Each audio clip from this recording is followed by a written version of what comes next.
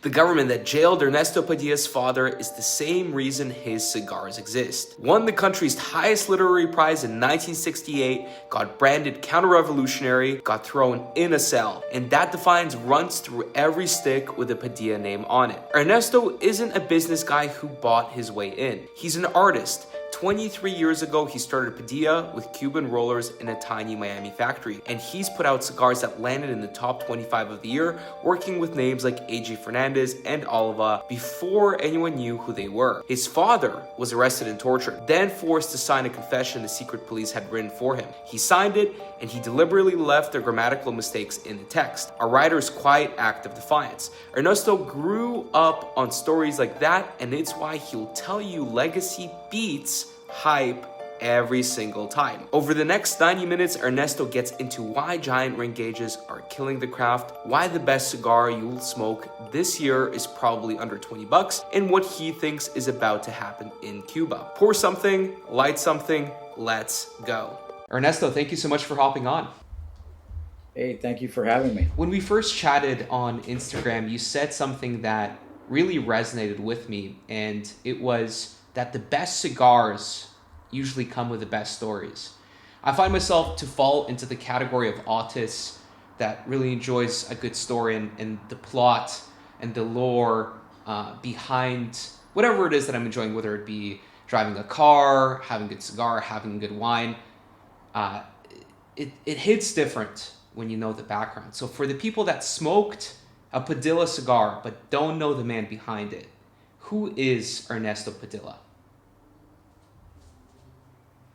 Ernesto Padilla. Well, first off, and not to correct you or whatever, but the two L's in Spanish form a Y sound, so it's Padilla. Padilla. So just so I know out there when I'm talking to customer service, they call me up and they say, Mr. Padilla. And when I'm in a hurry, I'm like, that's right, whatever you want to call me. And thank you for correcting me, because But, this has yeah, been by far, I think, the biggest annoyance of my audience. The mispronunciation of any kind of words in Spanish has been my Achilles heel.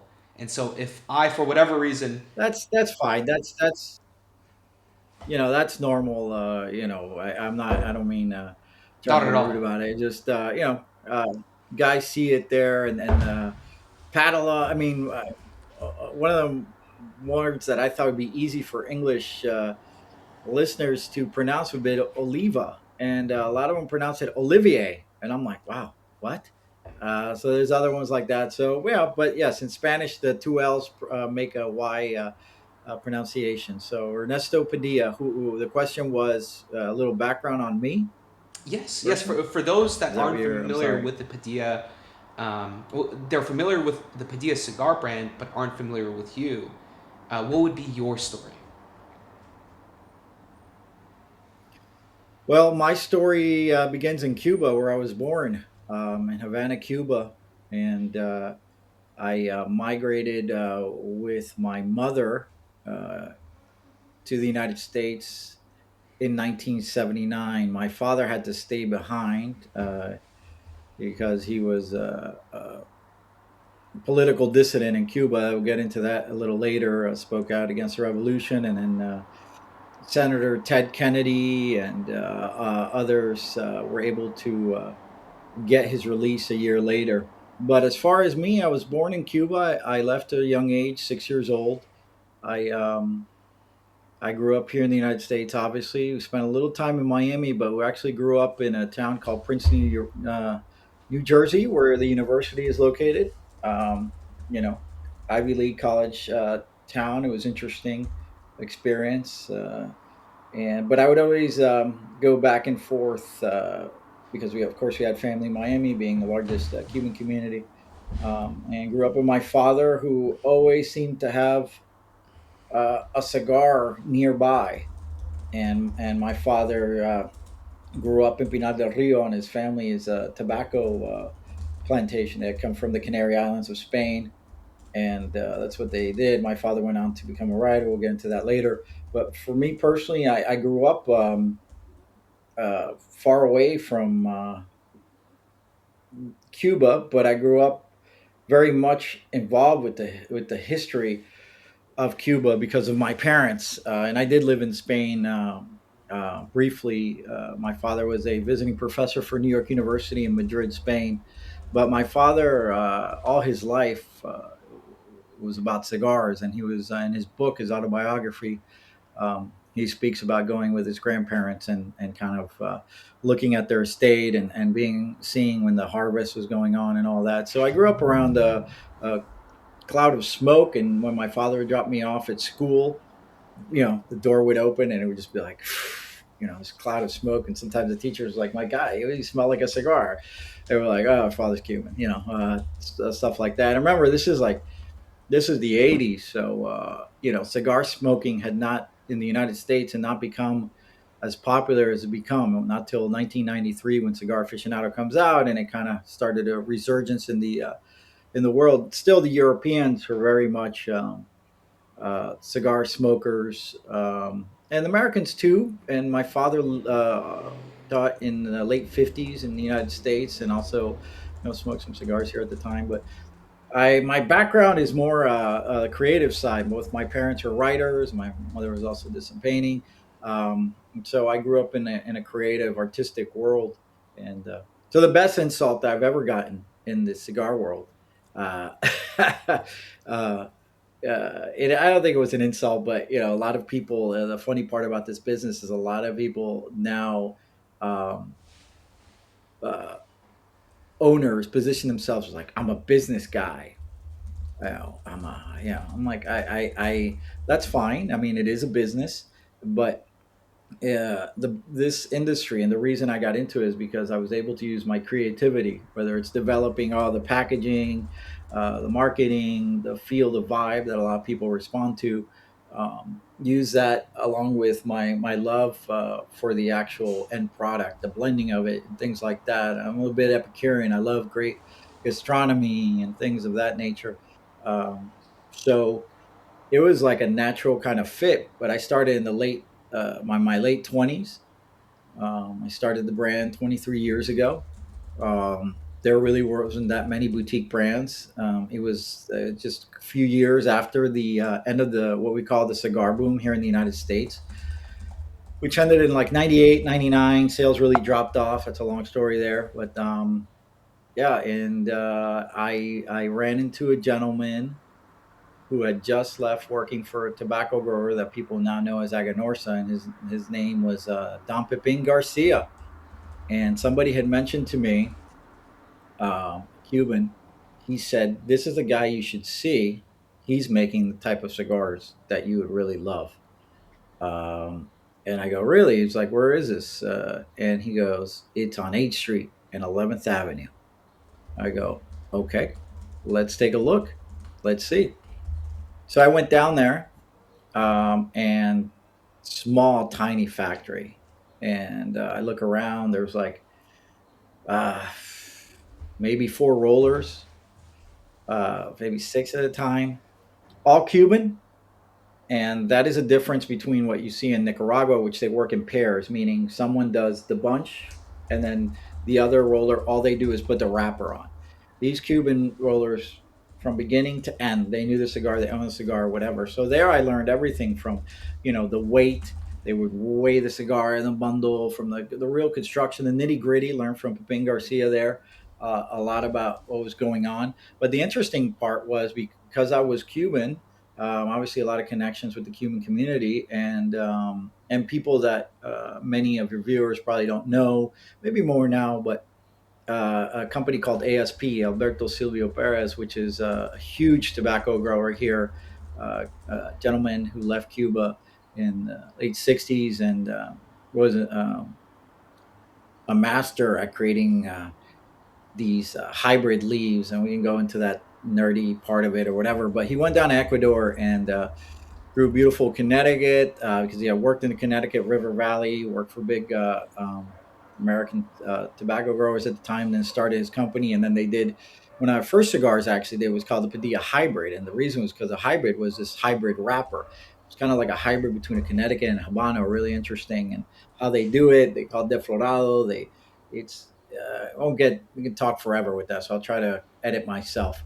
But and that was done in the Dominican Republic, actually, with a good friend of my family, also Matias Maragoto, which has a factory down there, Albam, and his family member, Alberto Calderon, which worked for ASP, and he had been everywhere. He's a legend, and he was part of the Oliva tobacco family out of Tampa. There's the Oliva cigar family that you people know here in Miami, but then there's the tobacco broker leaf guys that were Oliva out of Tampa that have a long history dating back to Cuba. So I just started going down that path. I wasn't really, most people at the time, the cost to make a cigar in Miami, uh, can you scale it larger? All these people were like, I don't make a cigar there. At that time, Pete Johnson was also looking around, and there were a couple other small, like retail stores. Cigar King, Arizona had a private label done there and things like that. But the thing about Pepin Garcia, getting back to my point with ASP, was that he was not as familiar with a lot of different seed strains at the time. So because I had these connections, I was able to bring a couple other things that he hadn't worked with. He had just come from Nicaragua. He was working over there for a bit. He brought his family over here. And the first cigar that we blended was the Padilla Miami 8 and 11 for 8th Street, 11th Avenue. That's where it was made. I didn't want to just call it Miami because now you have people coming out with cigars say Miami and they're not even made in Miami. But that's fine. But I really wanted to capture the cigars my father smoked when he traveled or at Europe or whatever. He would bring them back. He would bring them back a bit frustrated. Cigars have been a part of his life, and I'll tell you how he even connected with the revolution and later on. But that's what I grew up with, And I remember him maybe come back from Switzerland or whatever, had a trip, and he'd just be frustrated, they're plugged or this or that. The incentive in a communist system uh, for a handmade product, there's, that's why the system fails. Is it just doesn't work, especially for a handmade product. The tobacco in Cuba is fantastic. It's the best in the world. And when I say that, what does that mean? People need to understand that when we blend in Dominican and Nicaragua, Honduras, great tobaccos, and that was done because of a lot of older Cubans who went there in the 70s and late 60s. These countries hadn't really developed a cigar industry, Bermejo, but people that you wouldn't know, and it started growing there in a rough time. And then there was Padron and stuff like that. My father would smoke Padron here also. It was a cigar that a lot of Cuban exiles would smoke because it was the most similar in a way. His regular Thousand series, that Anniversario hadn't come out. And Padron had what was called the Cuban cafeteria cigar too. They were like these short fillers, leftover, uh, cheaper cigars that Cuban would get. And here in Miami, you go to a Cuban restaurant, they usually have a little cutout window. So if you visit in Miami, you'll see that where you get your Cuban coffee, and then they'll have the muscles or bundles. And Padron, I think, still sells them. Sold quite a bit, and that he sold a ton to the Cuban exile community down here, and that's who would smoke and things like that. So working with Pepin was at that time great. Nobody was doing triple cap finishes on the head of a cigar. It's obviously a cigar. These are made by AJ, but the head, the three seams that you see, a distinctive thing that takes a little bit more time and skill. That finish, that detail, it has a purpose. It has a purpose, but it's also, yeah, if you don't know so much about cigars, you really care so much, it's fine doing it the other way. We have other cigars that are done that way. And then the entubado method for rolling the cigars, very Cuban style. Again, no pairs, just that one Cuban doing it all. When you see the Solomons being made, you see the big difference about how the Cubans do it. They almost roll it backwards, and they have a little razor blade, and they cut the tobacco so it has like technical tentacles, and then they wrap it over so the tip of a figurado is just perfect. It looks like it was just painted on. And then you see others from other countries that don't know how to really do that technique. Just cut a piece of tobacco and wrap it on the little uh, tip of that figurado. So there's a lot of details that I loved about working And just down to bring it there. back, sorry to interrupt. Cigar Sometimes it might aficionado. interrupt at certain points because you mentioned some very interesting things. With the triple cap, and we actually did a short on Mhm. it. I think the speculation is that with the triple cap, it's specifically a Cuban tradition. Why is the triple cap important for the cigar? What is the significance of it? Well, besides the aesthetics, if you pick up, if I had one here, I'd show you. I don't have one nearby or whatever, but um, they you finish rolling the cigar, then you take a piece of leaf and you come out almost like a teardrop type shape, and then you take the cigar that you had, the finished loose end, you tap it there, and then you start going around, and then you're gonna with a little piece of like a metal, almost like a bullet casing at the end, you pop out, perfect circle, and you put it on top. It does a couple of things besides the aesthetic part.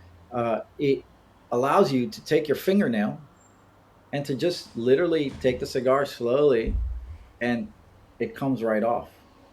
You don't necessarily have to have a cutter. I'll give you an anecdote. I went to see the Padrones with old man Jorge Padron. Uh, Jose Padron was alive, and they had their old yellow building on 8th Street. It kind of stuck out, and I went in there, and they had I was talking to Jorge Padron, his son, and we were just talking about where my family is from and this, and they happened to have a picture of the sign of that town, which is just a tobacco growing town, one road going in, and Puerta de Golpe. And they were from a nearby area, and then the old man says, "Hey, I want to show you our new building, or whatever. Come by, and let's walk over. It's like a street over." I go, "Oh, sure, okay." And he takes out his pocket, and he gives me a cigar. It's a Padron Millennium. This is a cigar that came out, 2000. Beautiful humidor, and great cigar. And as I'm walking over, I realized, because a lot of times I don't even use a cutter. I'll just nail and whatever. And I'm walking. I'm like, oh, I don't have a fucking cutter. I don't want to just rip this thing, the cigar or whatever. And he looks at me like, what are you waiting for? And I smoke it. And I go, I would. I just don't have a cutter. He goes, you got fucking cutter.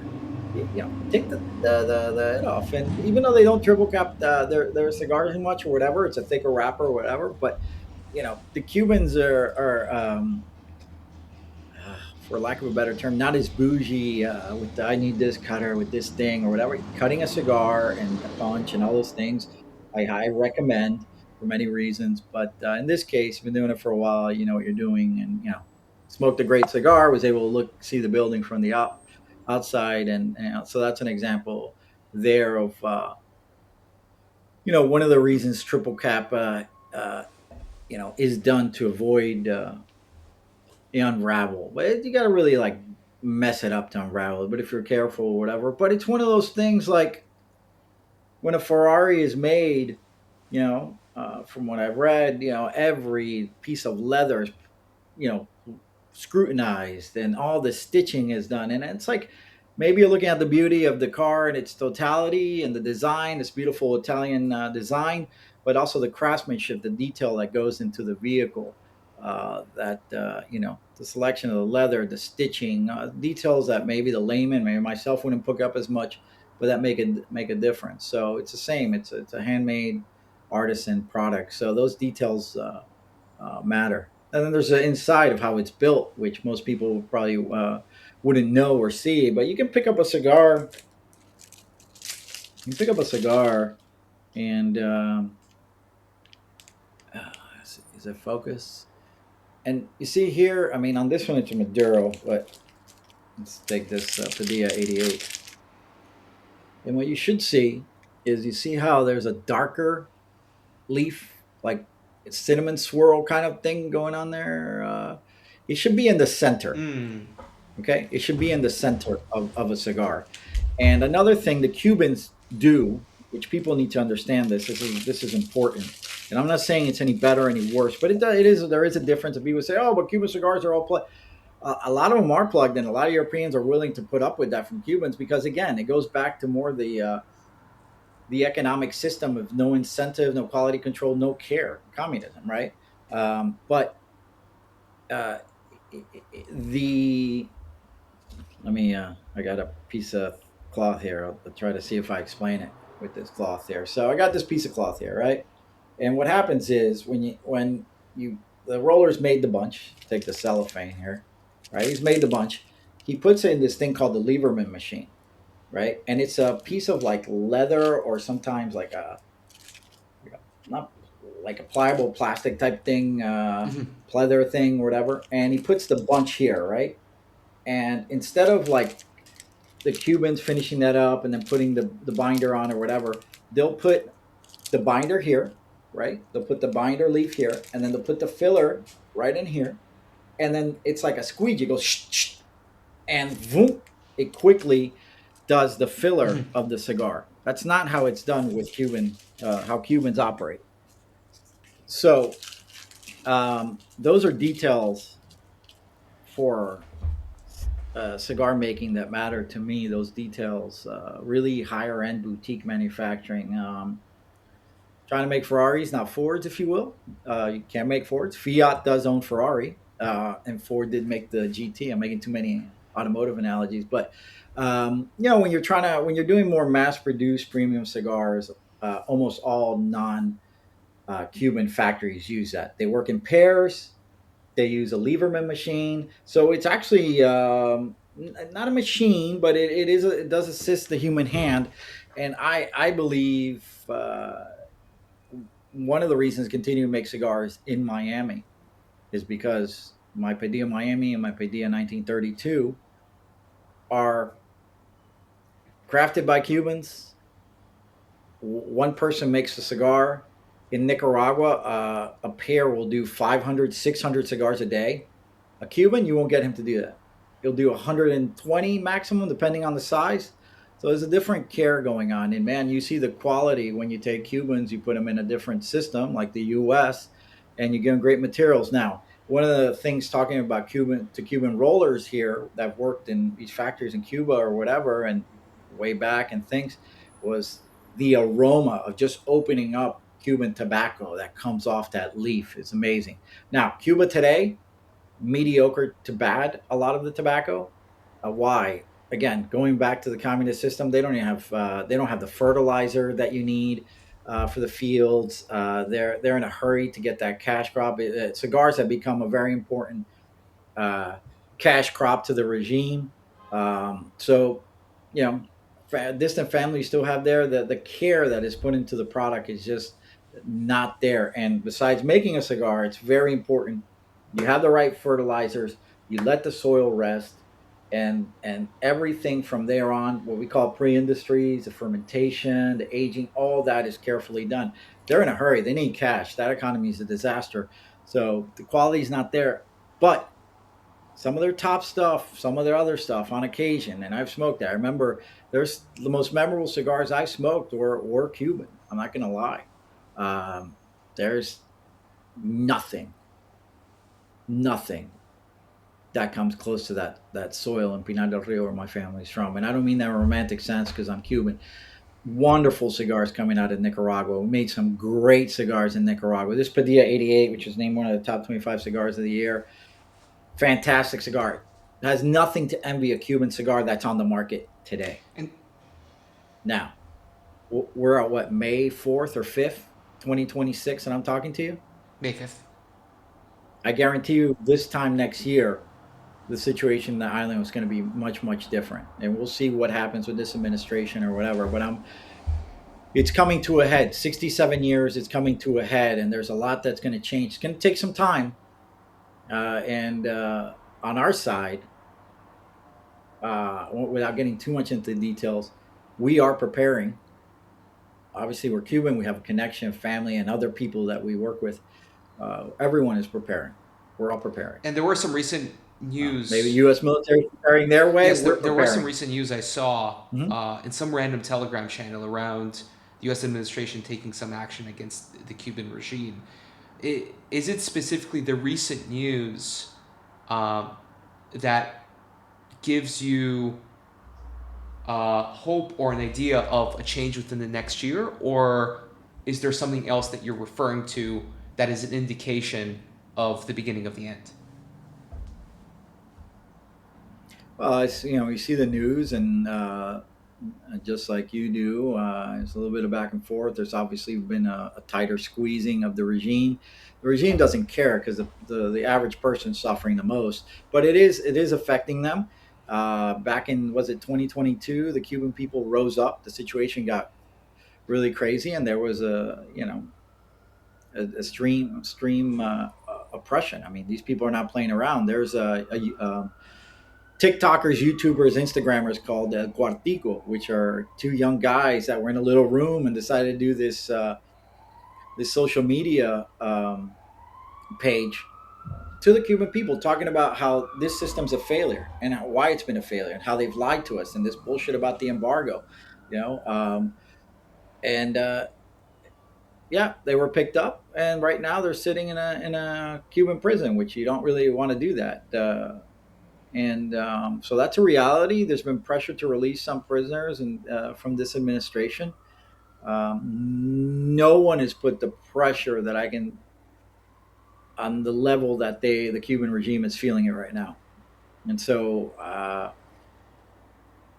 talking to people closer up to, not that I have any deeper insight, but I think you're going to see something. Will you see something like the raid in Venezuela? I don't know. I wasn't surprised by the raid in Venezuela. If you go to my Instagram page, you see me there with a good friend in front of a Night Stalker's helicopter, which is the Black Hawk helicopters that they fly.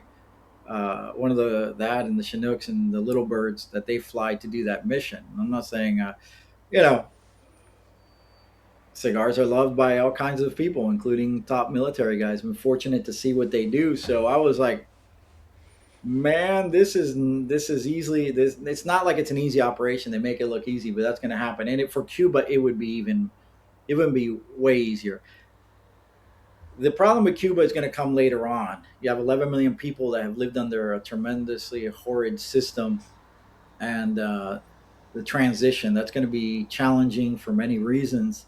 And Cuba is going to need a lot of help. I think the Cuban American community is waiting to see how we help. All from obviously very wealthy businessmen who've been very successful, as Trump said. The Cuban American community has been very successful, and they've had meetings about how this transition might be. We're still in the early stages, but it's over for that regime. You know, they are dead men walking. That will come, and there will be Padilla cigars made in Cuba again. And I'll go back to see the country I was born in, and I haven't been since I was 6 years old, and I'm 53. That happened, sure, but I'm also an American. I am an American. I'm an American first. At the end of the day, I grew up in this country. I was raised in this country.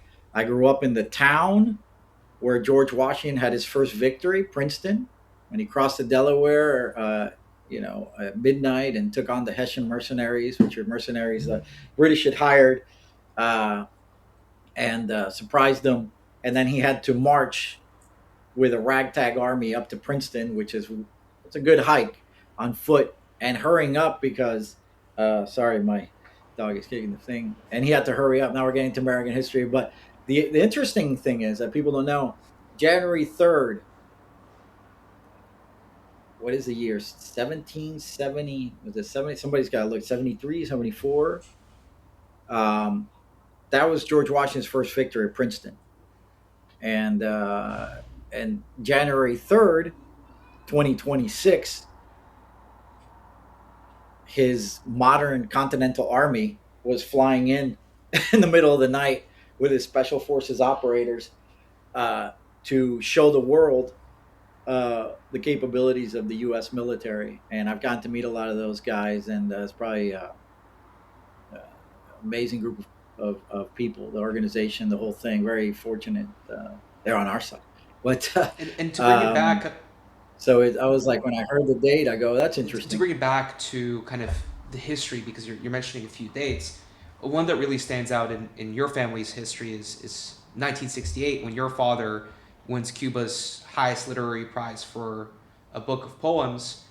The government publishes it with a note calling it counter-revolutionary. What was it about those poems that scared Fidel Castro? What do they say? The Shakespeare's famous words: "The pen is mightier than the sword." So here you have. I don't know if he called himself an intellectual. He's a writer, a poet. You don't hear too much about poets, and the reason he became a poet was one of the reasons. He published his first book of poetry around 14 or 15, but it was what threatens all dictatorships and authoritarians: the truth in a language that made you think, even if you weren't an intellectual or whatever. And the truth is a scary thing, because usually regimes and dictatorships are built on lies. And he saw what was coming. He had been to the Soviet Union. He had been all over Europe. He met with all the famous intellectuals at the time: Jean-Paul Sartre, Albert Camus. Lived in London too. Che Guevara had when the revolution happens. My father's in New York City. He's asked to come back. His friends say, "Hey, things are changing in Cuba." Remember, they had a dictator, Batista, and yes, the economy was a little better, but Cuba had a problem after the Spanish American War, and it couldn't find its rhythm. It was with democracy, and this general did a coup, your basic stuff, and then Castro, with a ragtag militia, invaded. Castro was not positioning himself as a communist, just more of a freedom fighter. And there was a quote unquote president, and then Castro kind of threw him out. That Castro position there. Castro even went to Princeton, where I grew up. He was invited there. There's pictures of Castro at the Lincoln Memorial in D.C. There's pictures of him meeting with Nixon.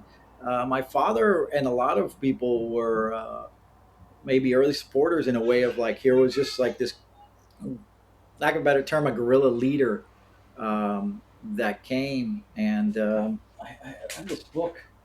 God, I wish I could find it here, called Castro's Cuba. And it was from a New York Times journalist who spent some time with uh, Fidel Castro before he won in the mountains in the southern part of Cuba, where they were. There's just I forgot his name. God, I got all these books and I can't find it up there. Um, anyway, there's a picture in the book of my father smoking a cigar while reading a newspaper or whatever, and it talks about my father being a little bit of a rebel, if you will, with that. But to get back to your point, it was someone that was respected internationally. My father was. Were all these intellectuals that were very important during the Cold War, to create this image that this is the future, this is a system, that capitalism's bad, blah blah blah. And when you have someone like my father, who's been around the world, talked to all these type of people, respected, then comes back and says this is going to be a disaster for my country, and wasn't trying to like necessarily just dismantle the whole thing, but just trying to say, hey, these are the issues, and you're acting like a dictator, and you're doing these things. One day, it was one of his books have been translated. I mean, yeah, I got some here to many languages. So this is one of his last ones: a fountain, a house of stone, things of that nature. This is Nehardil, but I think this is Italian. I'm not even sure what language this one's in. But and then my it was a classic thing authoritarians do, and it was nothing new. And then they put on the Stalinist show trials where they arrest you. You got to denounce yourself, but never get a writer to denounce himself, because he'll outsmart you. And when they forced him to recount and take back all his actions or whatever, it was written by the secret police, but full of grammatical errors. And the way he you can see, they just released a film. It's on YouTube. You can see him exaggerating it and this and that. This is like playing around with Mike Yeah, Tyson fisticuffs. You just don't want I to saw do that that. he spent 37 days in prison, was tortured, and then he left those grammatical mistakes. And my mother My mother was also, who's a writer. She wrote a book too. I was also detained, and then they play your husband getting tortured and interrogated to you, and so it has that. Remember, look, the United States lost a pilot. Well, he didn't die, but he was shot down recently in Iran, and they will turn over the ends of the world to get that man back. There's a code of never leaving anyone behind, but also for PR reasons. Because the minute that American pilot would have been captured, what happens? There he is on TV. I am Colonel blah blah blah. I've been shot down. I've been committing crimes against the Iranian people. Blah blah blah. The Iranian regime is the best. The American imperialism. We sit there like that, and everybody knows, like, okay, that's under duress, right? When you take a writer, an intellectual, and you do that to them, who hasn't had the training or preparation for it, he's got to wing it. But he did it. He did it to save his family, myself, my other siblings, his wife, his other wife, and it's a tough position to make. Uh, most of these things don't turn out well.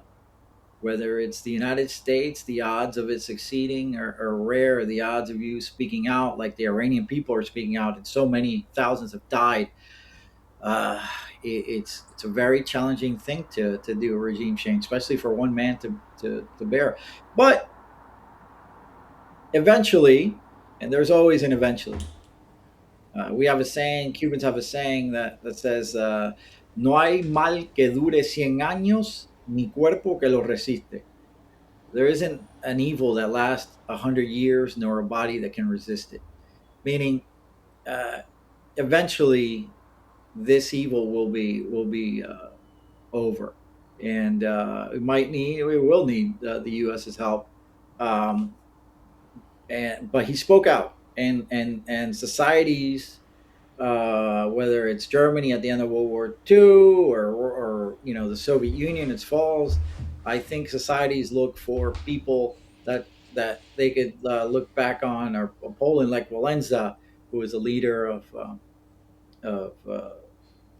the workers in Poland, and started the solidarity movement and all that. You look for these people because you want to look back and you want to say, man, did anyone speak out? Not only just my father, but and eventually they'll do. God, I don't think statues or things of that nature, but they'll do whatever. Who knows, the street or all that. That's all part of the healing process that they think society kind of needs. So they look at you're gonna need. There's a book. It was translated in English. It was his novel called "Heroes Are Grazing in My Garden," and the irony of it, and how heroes is this. I don't. He would never consider himself a hero or things of that. But I think it's a necessary thing. But when my father gets arrested, an analogy with cigars, uh, Castro's secret police, and Castro personally says, first they try to strong arm you, the torture. You got your wife, you got this. Uh, then they try to get you with honey, and it's like, listen, why don't you take a little break? Go to one of our estates outside Havana. You'll have everything you need there. We'll have a driver, and this and that, and food that the average Cuban didn't have access to, and cigars,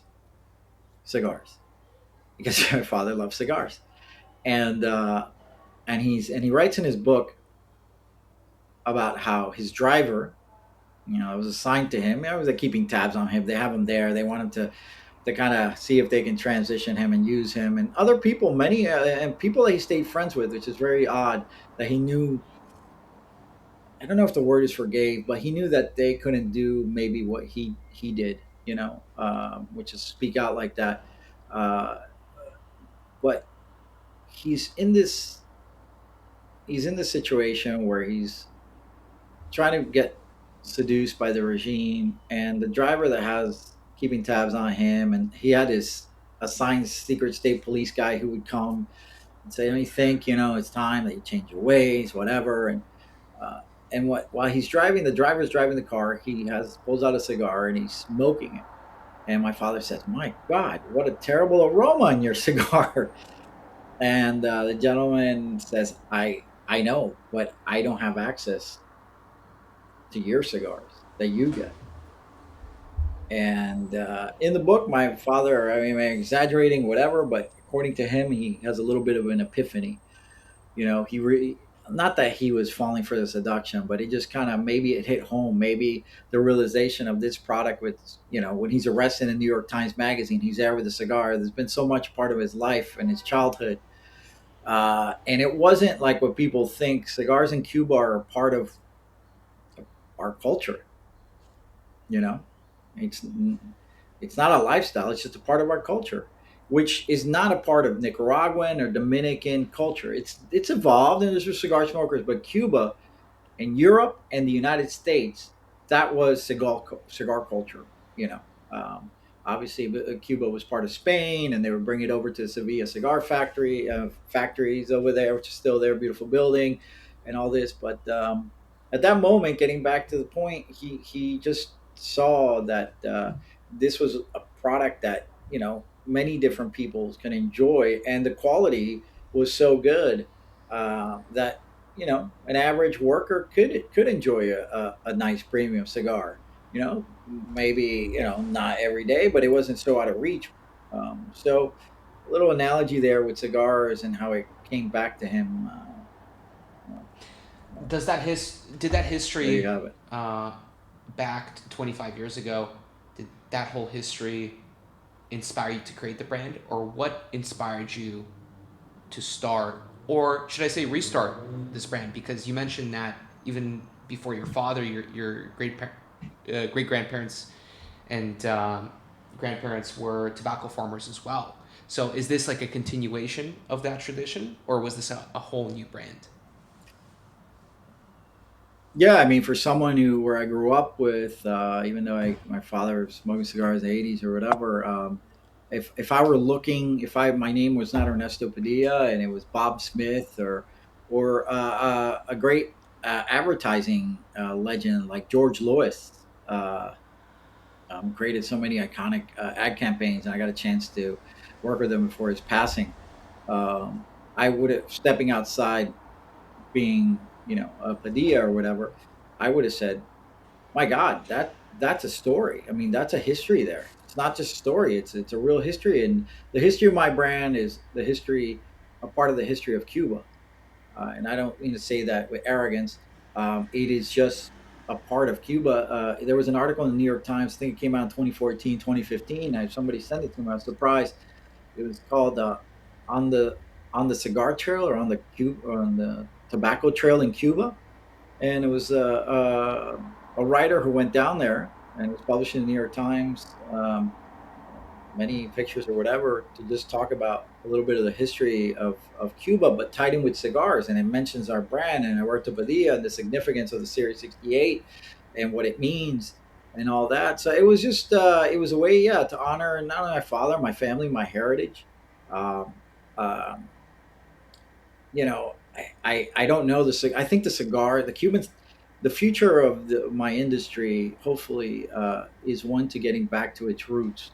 And the roots of this industry are not just Cuba, but uh, really the United States. And one of the reasons Cuba got its independence was because of the tobacco uh, brand owners, Cuban descent in Tampa, and the tobacco rollers. Jose Marti, which is a famous, kind of like the George Washington, who's actually a poet and a writer, very famous, was in exile and lived in New York. He traveled down before he went down to Cuba and was killed during the War of Independence. But it's synonymous. I mean, when you think of Cuba, you definitely think cigars. When you think of cigars, you think of Cuba. Not so much in the modern, in the United States, particularly. You're going to hear Cuban tobacco is no good. It's no whatever, and this and that. Sure, right now, right? I mean, you got to maintain a Porsche, you got to maintain a Ferrari, you got to maintain all these things. But when you get it back, now forget it. And so that will come back, and also, understand that someone in the near future is going to, an American or even a European. Europeans been going, but they've been seeing a destroyed city, the beautiful architecture of Havana that are Spanish ancestors. My family is literally from Spain, not that many generations removed. We still have family over there in Spain. It's beautiful architecture they brought, and it's still there, dilapidating and doing it, but all that's going to be restored. And when you're able to fly down to see this restored New Havana and other parts of Cuba, and then you're in Havana, and you're really Americans love, and they loved it. But on occasion, we run into Americans who visited Cuba in the '50s. They're like, "Oh my God, I love Cuba. It was amazing." And there was a ferry from Key West to uh, Havana that would run. You could even take your car. When they're able to come down, experience the island, experience the warmth of the people, the culture, and then able to drive less than 3 hours away, and you're in the most beautiful tobacco country in the world, huge, uh, and maybe stay at a small resort there, or whatever hacienda there. And you get this experience that you're not going to get anywhere else. You have a beautiful historic city, um, and then be able to be in Pinar del Rio, which is 3 hours away. That's hard to beat. That's going to be hard to beat. And then you have you know what makes Cuban tobacco in that land unique. The terroir, as the French say, it's not only a soil, but the climate or whatever. But then in this region of Pinar del Rio, you'll see these things called mogotes. Now, I don't know if when you edit this, I hope that you show a video of not just my finger going up and down. Like, what's he doing? Uh, but here's the flat land, right? And then you'll see like these mountains that pop up with almost a 90-degree vertical. It's like mountainous rocks or whatever.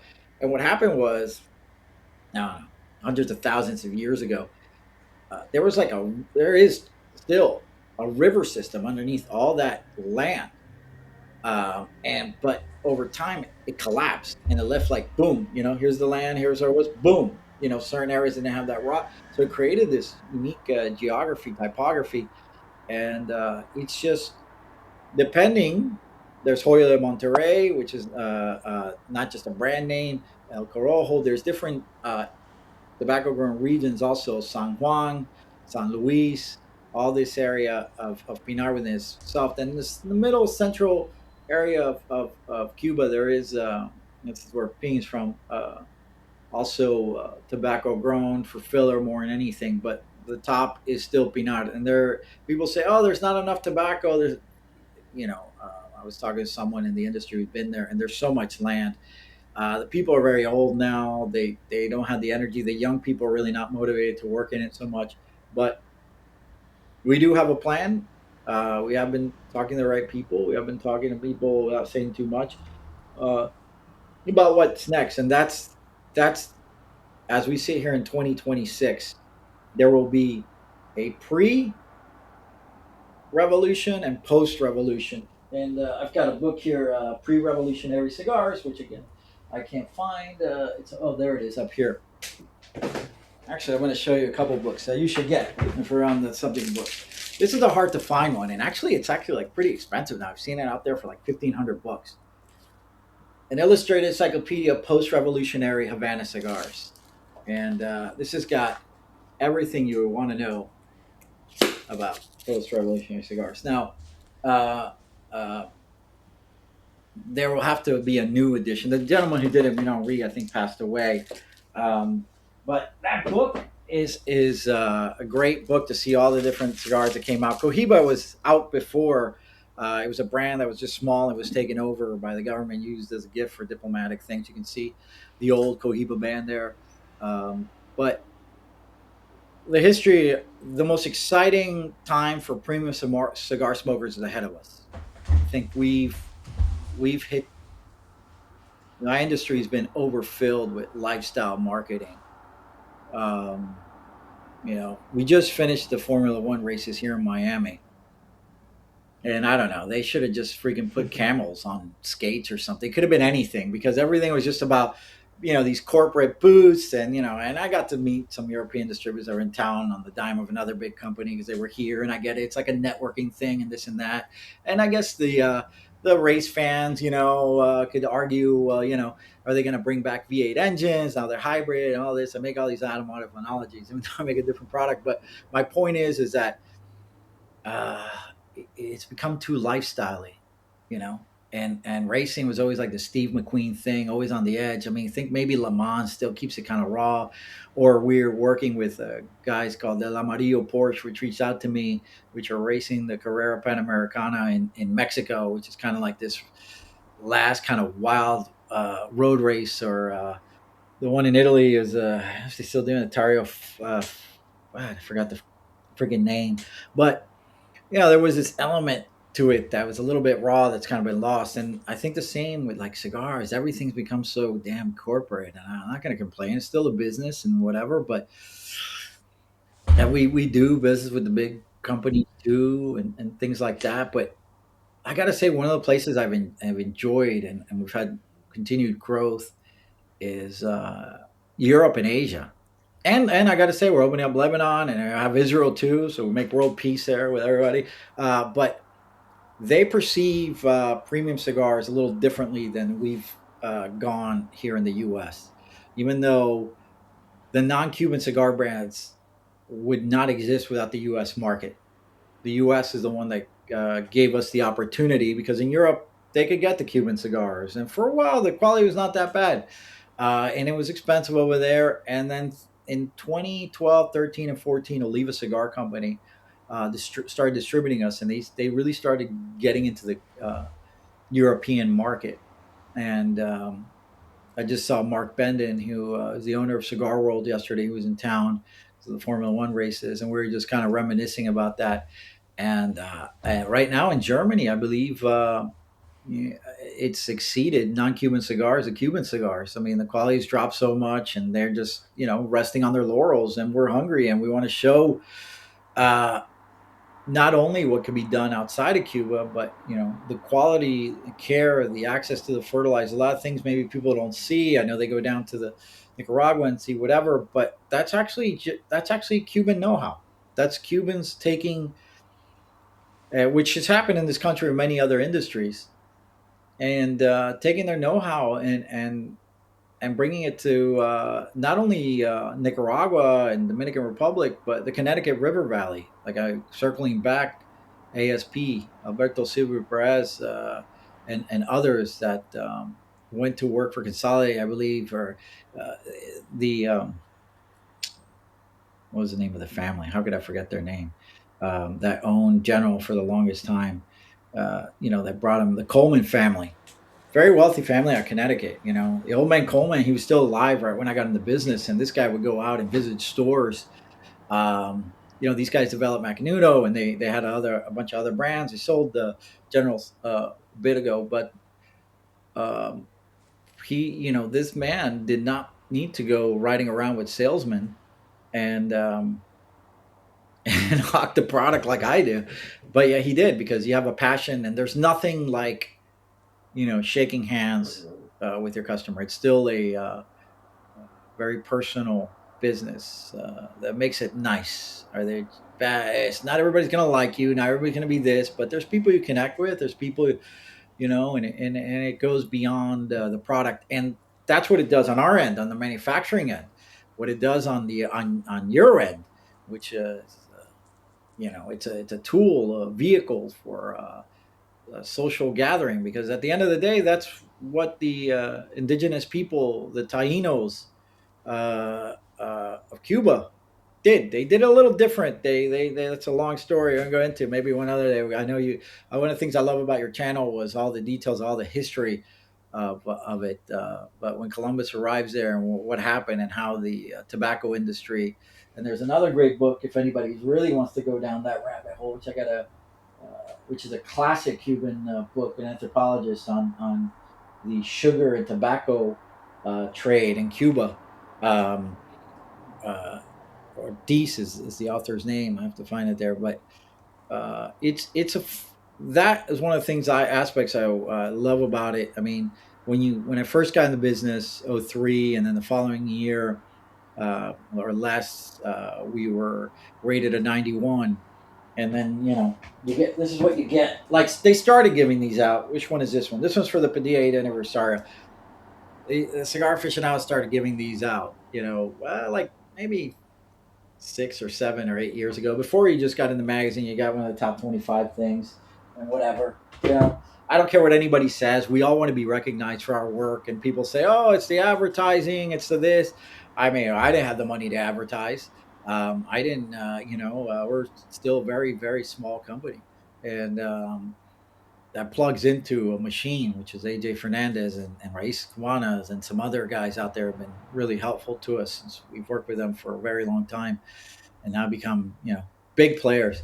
Um, but you see uh, the companies that really, for lack of a better term, and not corny and not marketing, have a passion. Like they could really just crank out more mediocre stuff. And I think there's a lot, unfortunately, of mediocre tobacco right now after the boom. Unfortunately, you're not smoking the best that this industry can do right now.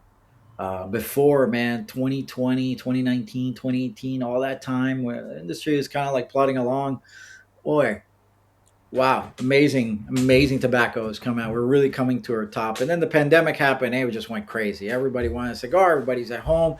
It went crazy, and everybody's in a hurry. Hurry, get me more tobacco. And you can't really rush this thing. And that's what happened uh, in 98, 99. The industry was just much smaller. It wasn't ready for what was coming. And a lot of people would go down there with no history of cigars with suitcases to the factory, say, I want a brand, or I And want wasn't it this way and more that. because you mentioned For me, you mentioned that I've sorry to interrupt. You mentioned that we're coming out of this period where it's like the hustle culture and very corporate and lifestyle maxing. Wasn't it way worse in the 90s?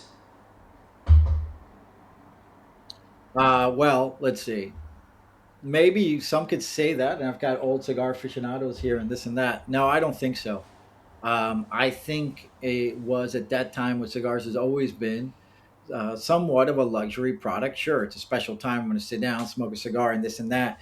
But there was always a connection with its roots in a way. Fuente was around, Padron was around. These are companies that have been just struggling for many years. Nobody, small industry, older retailers that Danny, who owns Cousins in Cleveland, Ohio, and also Cigars in the Keys. He's been around forever. I hear him talk. I remember Cynthia Fuente would come with Carlito and they try to sell us a box. He talks like that, kind of slow, but been around forever. And there was that. But now somebody said, like, the Andrew Tate guy or these other guys, just because they're smoking cigars, I don't know what I guess I'm officially old, so I don't know what the wholesale culture thing is. And maybe young people are like, grind it out, hustle to whatever. I live in Miami, so we have a lot of poser cheesiness and growing by the minute. But that's always kind of been here with the Miami Vice thing or whatever. Uh, been here over 20 years now. Um, I don't, it's fine. I know people want to, some people are just like, hey, look at me, I'm cool, I'm feeling good, I'm smoking a cigar, look at me, But um, uh, I think there's a lot of guys who are getting into the business. To me, one of the worst is when you get some of these guys that are like, what is the leaf component on this section and this Viso and this Sahara and this thing? I'm like, dude, like, you know, enjoy the product, relax, you know, enjoy the product, man. When I get in my German engineered car, let's say, put it that way, Ford car, and the engine is in the back, which, has its issues, and you're taking a corner at speed, and you got to learn how to drive it a little bit. But that is where some nerdy guy named Franz or something in Germany, in Stuttgart, is like, this will shift the weight at this time, and this will happen. And I'm not thinking about all that. I'm just like, yeah, I'm looking at the tail whacked out and it just popped right into space, or learning how to break into it and having fun with the product. That at the end of the day, that's what it's designed for, and it's cool to get into the nerdiness of it. Did you fix the IMS bearing? Did you do that? Like, yeah, guys, we'll all get into that at some point. But there's many times on a Sunday, just I'm gonna go fucking. I'm fortunate. I'm at an age where I probably at a certain point I won't be able to drive this thing and enjoy it the same way. And I light up a cigar, and it's a stick shift. You should always have a stick shift. And you don't realize it, but you're just in a zone. And I know people do it maybe sitting down, and I do that too with a drink or whatever. But sometimes I recommend, going out for a drive with a cigar. And maybe because you're shifting, you got a cigar, you're shifting, you're doing this, trying not to go too crazy. Depending on the roads, we're not in LA, so I don't have the canyons like there to go up and down. But we have some other roads here you can enjoy, or take it on the track and just enjoy that product and what it does. But people buy a Rolex because it says something, a status about them, and then guys get into Patek Philippe because of this rare thing they'll leave to their children or whatever. And some guys in a Seiko will tell time just as well, if not better, or my iPhone. That's not necessarily why you have these products, but I think a cigar is just, at the end of the day, it's a tool to take a break, enjoy the moment by yourself or with friends. A German Shepherd sitting here on my feet, whatever. There's nothing like it. Maybe it's our version of meditation. It's hard to explain. And I think most cigar smokers are very respectful, not trying to bother anyone. But how many times have I not been, and I'm sure it's happened to your viewers sometimes, I've been out in a cafe or somewhere or something, and I look around trying to make sure be conscious of people around me. And I've been smoking a cigar, and you know, a young woman, probably in her early 20s or 20s. I'm like, oh, here, I gotta come over, and I know she ain't coming over here on me. She's just coming. I'm like, okay, here we go. She's gonna say, oh, that smoke is really bothering me, or this or that. Interesting thing is, I could tell if they're younger by their age or whatever when they're coming over, almost what they're gonna say. Oh my god, I don't like the smell of smoke, but it just reminds me of my grandfather. It reminds me of my father, and I just, I I love the aroma and all this, and I'm like, wow, that's awesome. That's great. I mean, that's what a cigar does. So here you have someone who not a cigar smoker, not whatever, but reminds them of, you know, their family or a good time. I mean, and it seems like memory and aroma and sometimes music can bring that back. So the coolest anecdote was I was doing an event in Pensacola, Florida. I think I've given cigars to many of the top tier special forces guys, and that's great. Here on my wall, I've got a lot of cool stuff from them.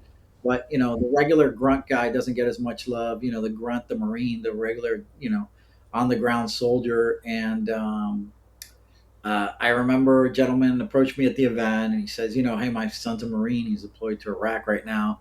And, what should I get him? I want to whatever. And I said, yeah, look, these are good or whatever. Stay away from Connecticut because this guy's probably in a very terrible heat desert area. No, he doesn't like, they're going to pop or whatever. But I said, come see me in a minute, and I came to see me. I said, I don't want to say anything in front of all these people because they're buying cigars.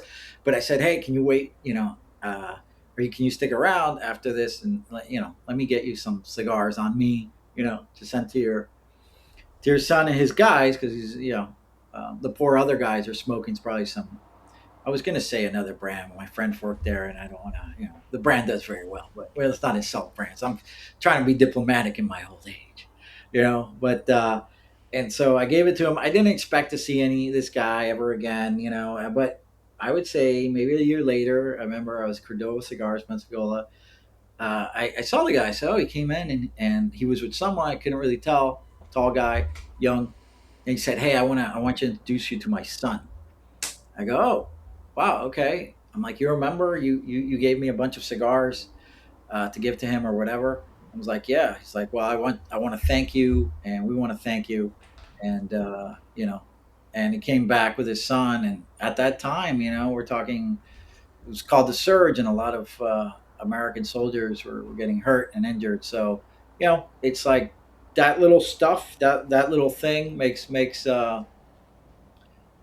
it's to have a product where either you have a young woman approach you and it reminds them of great memories of their grandfather who passed away or their father, uh, and to have a young service guy, his father, come back and say they've enjoyed the product. That's a very unique industry to be in. It's one of the things that's you're kind of proud of. I think everyone in the industry would be. A lot of our industry, gave a lot of cigars to that stuff, and it's unique. I mean, if you make, I have friends, that are gone into like the vape or the this industry, and they're like, "Oh my God, there's so much money to be made here," and I'm like, "God, I wish I had your." Not, I'm not knocking it, but like, I can't get into a vape industry or that industry. Maybe pipe, which my brother, I'm sorry, my father smoked also, or things like that. But I'm like, I'm not a businessman. I'm an artist.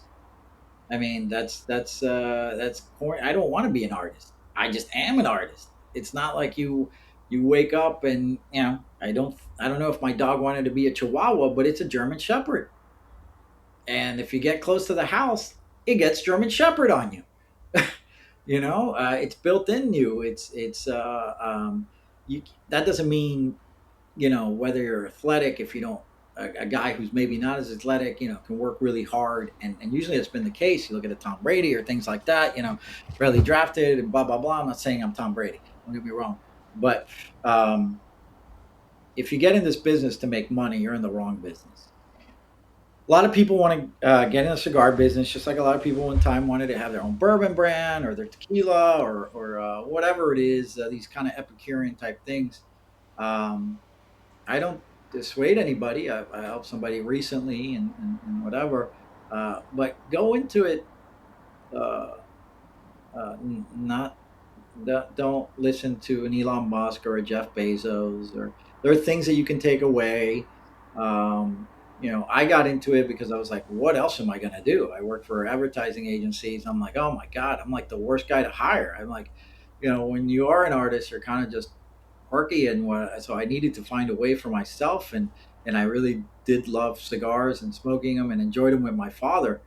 Towards the end of his life, got to smoke some cigars. So don't, get in the cigar business. I get it. It's like, oh, it'd be cool to have my own brand, and that's fine. I respect it, but if it's just about you're going to come in and you're going to like, oh, I'm going to tear it up and we're going to make all this money in this thing, I wouldn't recommend that. Business is hard enough, and I think there's a quote from Elon Musk that I would say, which is like, he was saying that uh, having a business is like chewing glass and walking at the same time. It just, many times it sucks. Just like a 9 to 5 job can suck and things like that. But there are moments which are fantastic.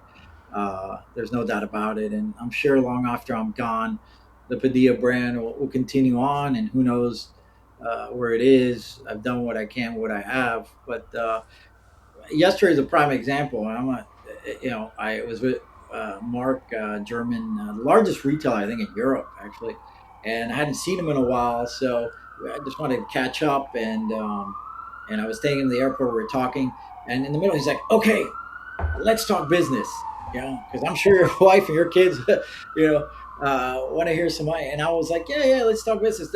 Now, but what about this? And I realized, I'm like, man, I don't really want to talk business right now. I want to enjoy the cigar with you, and just kind of catch up, and curious more about. I talk business, but I'm curious about, like, hey, what's the trends in Germany? What are you seeing in Europe? What's the player profile? What have you smoked lately that you like? You know, uh, things of that nature. So hopefully I follow up with Mark and get an order. Forget me, Mark. But um, but yeah, it's been a long 23 years. Can't believe it's 23 years, and that's just with my brand. Before that, I worked for Perdomo briefly, a year and a half, and so it's been an interesting ride.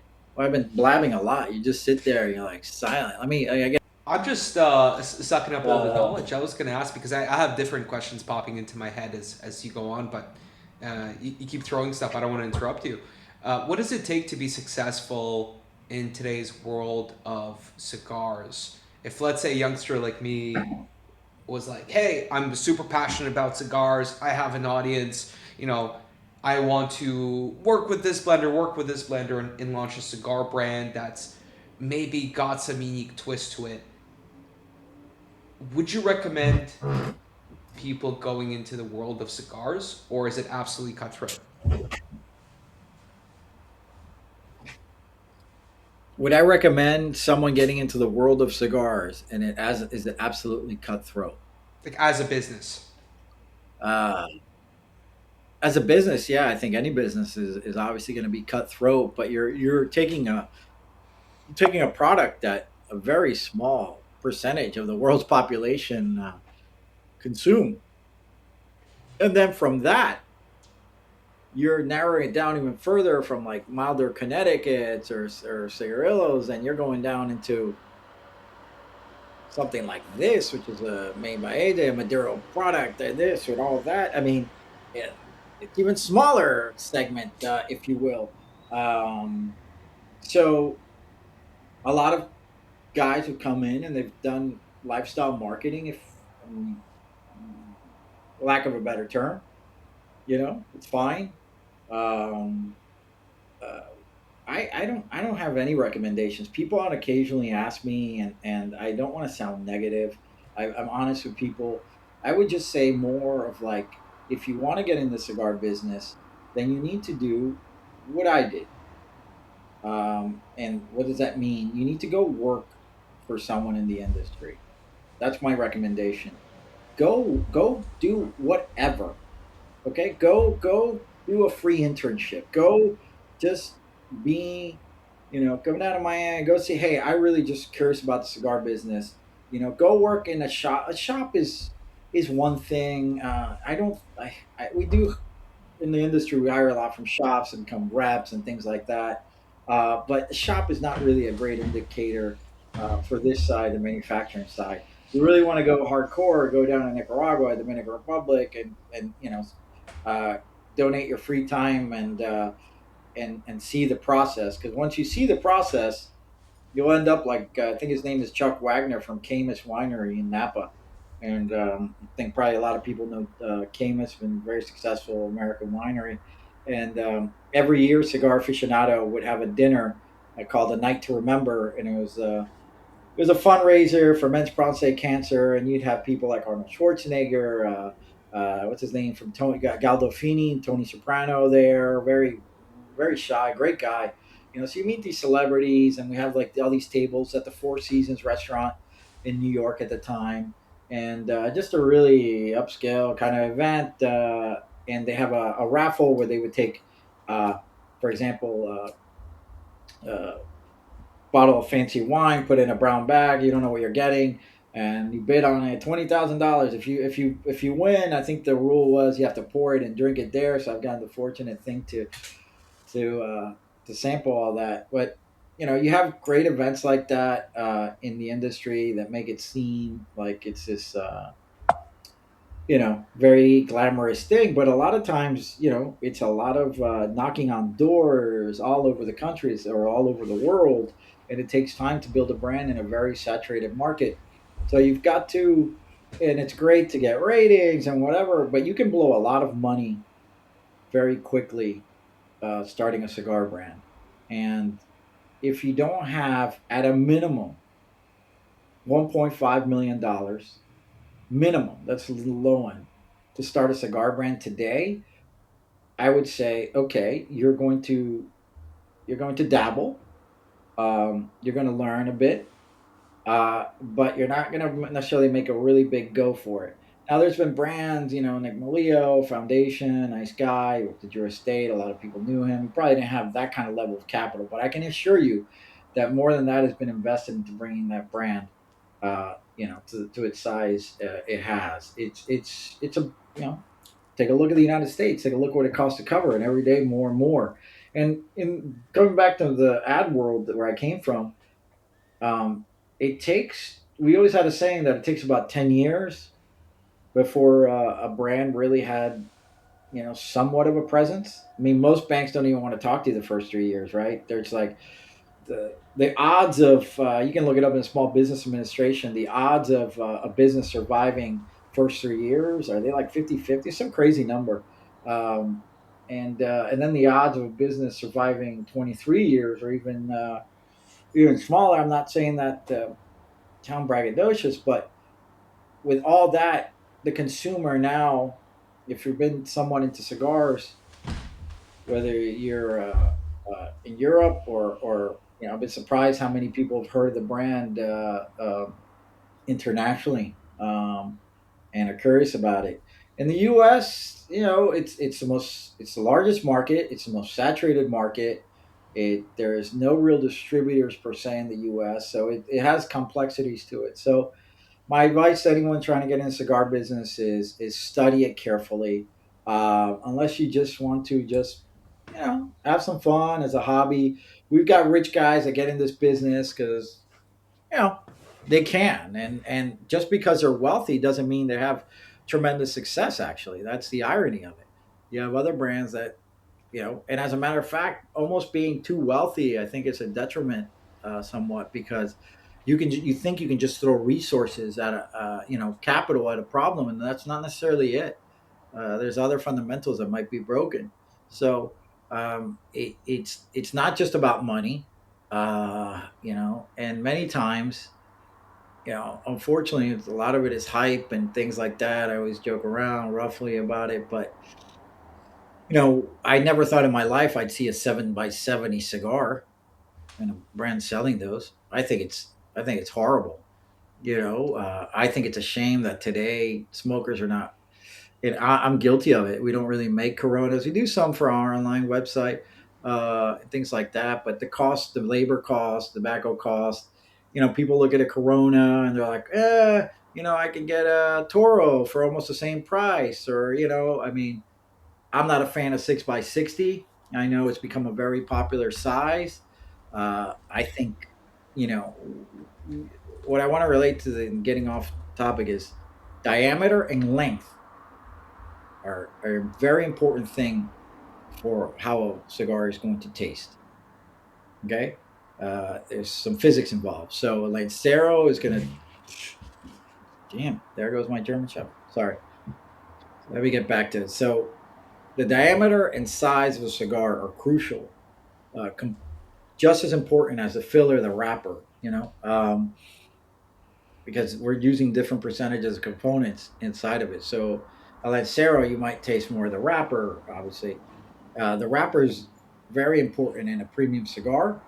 Some say it contributes more than half the flavor. Absolutely, you change the wrapper in a cigar, and I've done it many times, just messing around, and it'll change the cigar. So you've got to kind of reblend the guts of the cigar to go with the wrapper, and then what wrapper you have combined with what binder makes a difference. Also for combustibility and all that.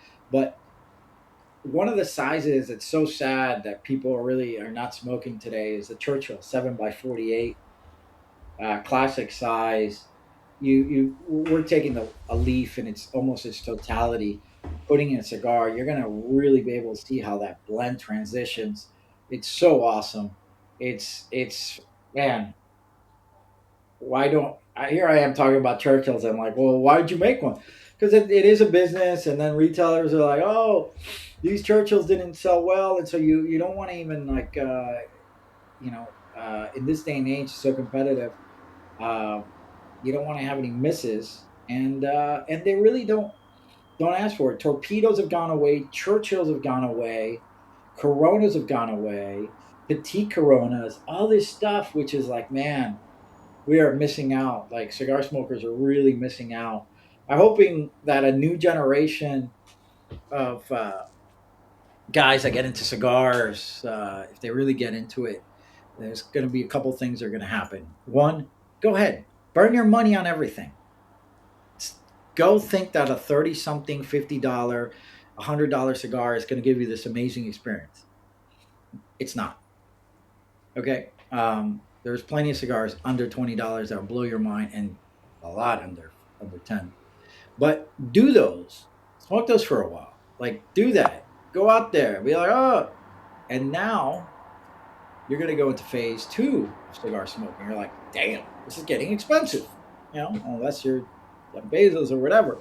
And then you're going to start getting into a more mature part of the hobby, if you will, where you're going to go, I no longer need to impress myself or anyone with the label. I just really want to smoke a great cigar at a great price. And that's when you start cooking and you start becoming a Jedi master. of, I mean by that is that like once the bullshit is over, dude. I mean, I sat there and saw people buy $120 baseball cap that said McLaren, a racing team on it. I'm like, even if I was Jeff Bezos, I'm like, it's a fucking racing cap. Like I'm putting what? Okay, we're all different, but once you start leaving the silliness behind, that this is the most rare tobacco in the world. My grandfather, I'm a master blender from New England, and I see unicorns in my sleep, and I see that. Once you get past all that silliness, you start really now becoming a cigar smoker, and not a snob. You don't have to be a snob, but then you start discovering different parts of the industry and different cigar brands that you're like, whoa. But it's going to take you a while. You're going to fall for a lot of marketing. We've all been bred in, our societies, you know, to for hype and marketing. Asia, for example, is at the beginning stage of getting to premium. Oh, is this a Cuban? Oh, is this this? Oh, is that the packaging? The boxes need to be really glossy. The this, the that. And then I've got boxes that I'm shipping out to a country in the Middle East, which are like these are big, Cuban type guys. And I'm like, dude, this box plain stain, no whatever. And we're not even gonna cliche. It's just gonna be silk screen, whatever. The band looks nice, but this is about the cigar. And they're like, fine, we don't care. We want that blend. When you get to that level. And I think in Europe also there's some of that. Like, they don't have the stores aren't real estate so big, and they might take them out of the box and put them in trays. So that doesn't matter as much as sorry, man. This German Shepherd is annoying. Anyway, yeah, packaging matters to me to a certain extent. Like I did for Napa Cigars, I did a beautiful they all sold out for his 10th anniversary, a 1932 version made in Miami. And we did like 17 cabinets of 50, like the big Partagas cabinet. I got a box over here I can show you. Big slide top 50 where you get that wheel and you pull it out. That's when you become a real cigar guy. Because real cigar guys, they love, like, here.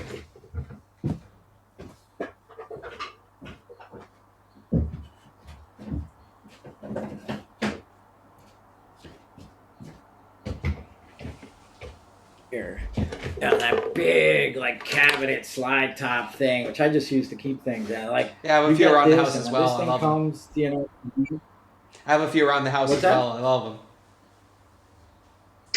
Yeah, I mean, like, and to the average person, right, who's not a cigar guy, they would, or, whatever, they'd be like, oh, okay, it's just a box, whatever, like, what do you care, it's just a box, right?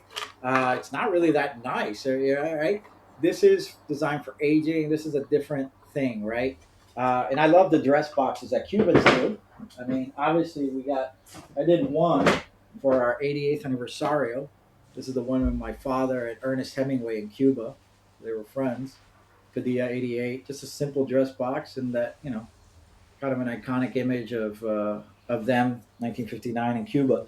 And our famous 1932 box, this was done for Napa, and sold out. But we did that cabinet, and expensive, man. It was like I don't know how much he sells. It's like 800 or whatever. But they're in Napa. They're fancy. It's California. Eric Smaldino, our friend over there, go see them. They sold out of these boxes. We made, I don't know how many we made of these, 150 or so for Napa Cigars 10th anniversary. These are great. Sold out, but it's great. And then we do, our finest hour boxes are kind of glossy and shiny and nice and all that. And, so it's a different kind of packaging kind of matters. Sorry, 5-pack, it matters. It has when you get it, like we did our Fumas, Padilla Fumas, our lowest price point cigar. We introduced it for Europe, changed the packaging, made it more like classic Cuban style, and we did a slide top box. And the great value smoke using the trimmings of a premium cigar. Like I was telling the distributor, for example, UK, he was hesitant. He was like, Man, I don't know about Cuban sandwich. By the way, Cuban sandwich and short filler is different because we're using longer strips. Still has a binder. Still has inside. It's actually a little bit longer than the other one, but it's the trimmings, if you will, of a premium cigar. So the tobacco in it is is fantastic. Um, but it is medium filler, and so people have this thing. So I said, why not give the guy who's smoking, an everyday cigar, the experience of that box, unstained on whatever, but give them that classic cigar experience. So I think all that kind of matters. And for aging, it's a great thing. You put in your, maybe not a desktop humidor, but if you have a little cabinet, that's really what they're designed for. With the cedar inside, stuff like that. So, um, yeah, I don't know what I was ranting on about how I got into We're just that talking subject, about but okay. containers and boxes and getting into the cigar business, and I completely agree. The branding and the boxes and making the person feel good about the box is an experience within itself. As an example, I got a gift here, and these are Robustos from Casa 1910, and these came in as a gift from Spain. Right. And just the experience of opening something up and it looking nice with a description and a Bovida packet, knowing that it's in good hands, just the description of what you're smoking goes a long way. Yeah. Absolutely. So I mean, all that kind of matters, and all that stuff. And then people want to get into the brand. They want to learn more about the brand. I don't know, some more intellectual, uh, and all that kind of matters. All that it's all part of the experience. But at the end of the day, if you forget the cigar, the consumer will remind that brand that at the end of the day, it is about the cigar. It is about the product. The history could be great, the story, Cuba, whatever, my ratings, all that. But I think a lot of people, what they say is like, no, he's put out some great cigars and identify factories before they were anything. I mean, worked with AJ back in 2006 before people knew him. Worked with Oliva, Raíces Cubanas, which is now coming out. El Titan de Bronce in Miami, boutique factory here, doing that stuff. So, yeah, I mean, at the end of the day, don't forget the reason that there's a box and all this is the product, is the end product, and it makes a difference. And people say to me at this conversation, well, do most people would know much about? Most people don't, but in a room or in a cigar store, let's say there's 10 guys in a room, there might be one or two who are real hardcore cigar guys, and they'll have a big influence on the other guys. Sometimes, the guys are kind of yappy and they really don't know as much, but it matters. And sometimes people, care about the history. Here's my father with Hemingway. Hemingway signing a thing when he won the Nobel Prize for Literature. Over there, he was a young guy and all that. So I mean, those stories, and then another one with Borges, a famous Argentinian writer that I have there.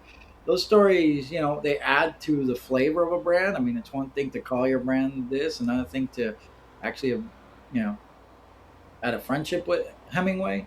Um, Not to knock anybody else, but that's part of our history. Or you see Reagan there, many others, talked about it. But at the end of the day, my father was just a big hardcore cigar guy whose family was in the business. And land is still there. Hopefully, one day we get back into it. I mean, I'm always. This is actually tell you about this book, but this is the tobacco growing region there, Pinal del Rio family was over here, Puerto Lopez. Then over here, you start getting into Havana. So this is an interesting book, by the way. No relation to Perdomo, but it's called Lexico Tabacalero Cubano by Jose Perdomo. This is a pretty interesting, great book if you want to get nerdy on cigars and how they were done and all the things that it takes to make a premium cigar. Because I notice a lot of people get into it because they're fascinated by the handmade aspect of this product in an age where we have AI and all this tech. Tracking that we're almost at time, would you have a few extra minutes for a rapid fire round of questions? And You can go as short as or as long as you want with these questions, but the first one is, what was your father's go-to Cuban cigar?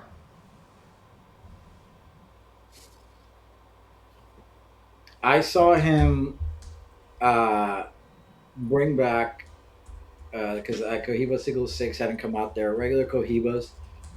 He They're brands that probably maybe some people don't know as much. Ramon Iones. A lot of cigar nerds would they call it the Raz. Gusto on it. Um, as far as Cuban cigars, I would say that I saw him when he would bring them back because the labels were very iconic, right? Um, and the box, especially Ramon Iones had that green to it. I would see it at my house. So people usually, as a gift, would give him Cohibas, but I don't think that was the one that he loved the most. I think he liked like the classic Partiga Series D number 4. Monte Two is a big uh, brand, but he still enjoyed. But definitely, I saw the Ramon Iones quite a bit, and I saw some Bolivars, which are the stronger ones. But my father was definitely one to partake in. He'll definitely try them all. But yeah, at the time we're talking, and he definitely has the Cuban Davidoff, which is an interesting thing. I remember him mentioning those because for some reason he had to go to Switzerland a bit, and he would bring back those Toblerone, which I don't think were available in the states. The pyramid candies, they come in a long square. Now you can find them everywhere, but and I remember he would, and at that time, this was like before 90 or 91 when they stopped making the Cuban ones. Uh, um, he had, oh God, I wish I smoked a couple of the Cuban Davidoffs, which were surprisingly full of flavor for how old they were. So yeah, that's what I would. I don't know if I answered your question. I don't think it's any one thing. I think he just cared more. Again, I don't think it's any one thing. I just think he cared more about what the quality uh, was going to And that's perfect. There were a few brands that be. you mentioned. What was the best cigar factory you've ever walked through? Ah,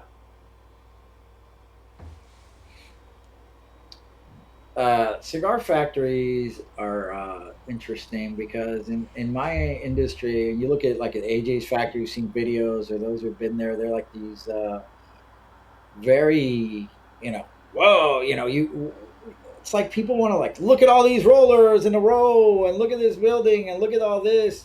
The buildings are not very beautiful, like the part of his factory was, which the roof has collapsed unfortunately, or the H. Upman one, like the classic ones.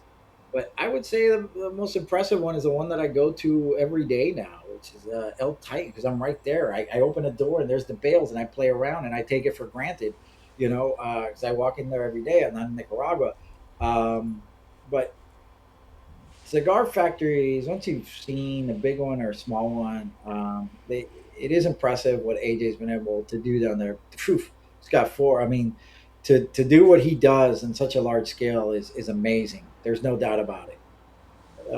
But I love going down to El Titan here in Miami.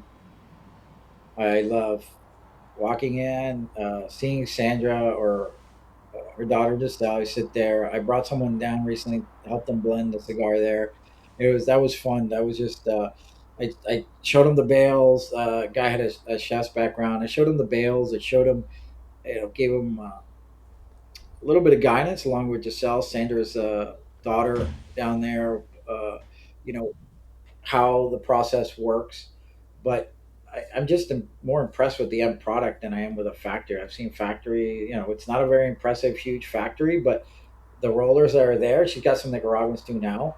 The quality of tobacco, the ability to like sit there and play around every day is impressive. But I would say the most impressive factory right now is a factory that we make our Padilla 88 and finest hour line with, which pretty much go international. We're in here, and that's AJ, who had a fire a year ago in his factory, and that did affect us. We lost not only ton of packaging, but inventory, and it delayed us.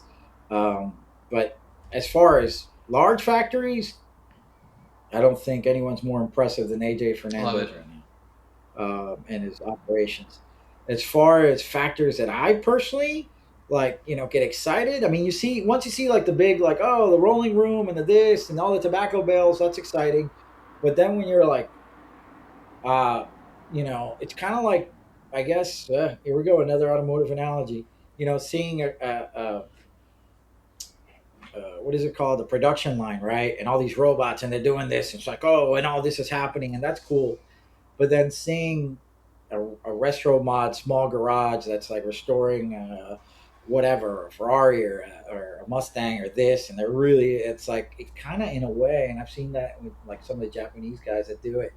It's kind of in a way, it's once you get to be like, you know gearhead nerd, it's kind of more, it's still cool to go see the Forge factory and see the Ferrari, or see a big, plant from these It's manufacturers. more But intimate with it's, the smaller ones. if you're a hardcore guy, yeah, I think that's it. So it's like, that's the one I enjoy. I'm glad it's there. It's getting harder and harder to manufacture in the U.S. They talk a lot about manufacturing in the U.S. these days, but people don't know you have to have a special license to manufacture in the U.S. You have to report every month. Uh, it's a tremendous burden. We have to pay the same taxes for manufacturing in the U.S. So there's no incentive. You don't get, the cigars are here, but your costs are higher with labor importing some of the tobacco, even though you use some here in the U.S. Um, and eventually, it's probably going to die out in the U.S. Unfortunately. So try to support that, and don't just support it because, I'm supporting the U.S., but because really, really beautifully crafted cigars, and the companies like Oliva out of Tampa and Ernesto in Nicaragua. Um, I think in a certain way they're very proud to supply us over here, this small factory, with some of their best stuff that most people couldn't have access to, if they had like maybe a regular factory. Even if you have money, you can get whatever. But because they know it's such a special craft, what's being made, that they almost take pride. And then we've gotten many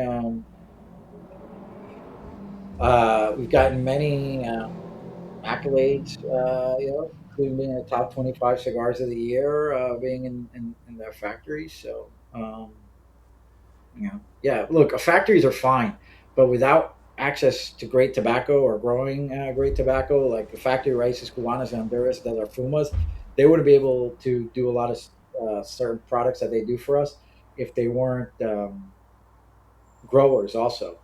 So, and a lot of factories are not, including the big ones. Next question. What makes Padilla Cigars different in one sentence?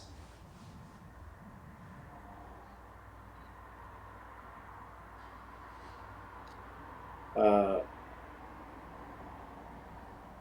the product itself is the beginning, in the sense that Padilla Cigars sells from $1.50 Fumas to over 20 something dollar Miami made crafted cigar.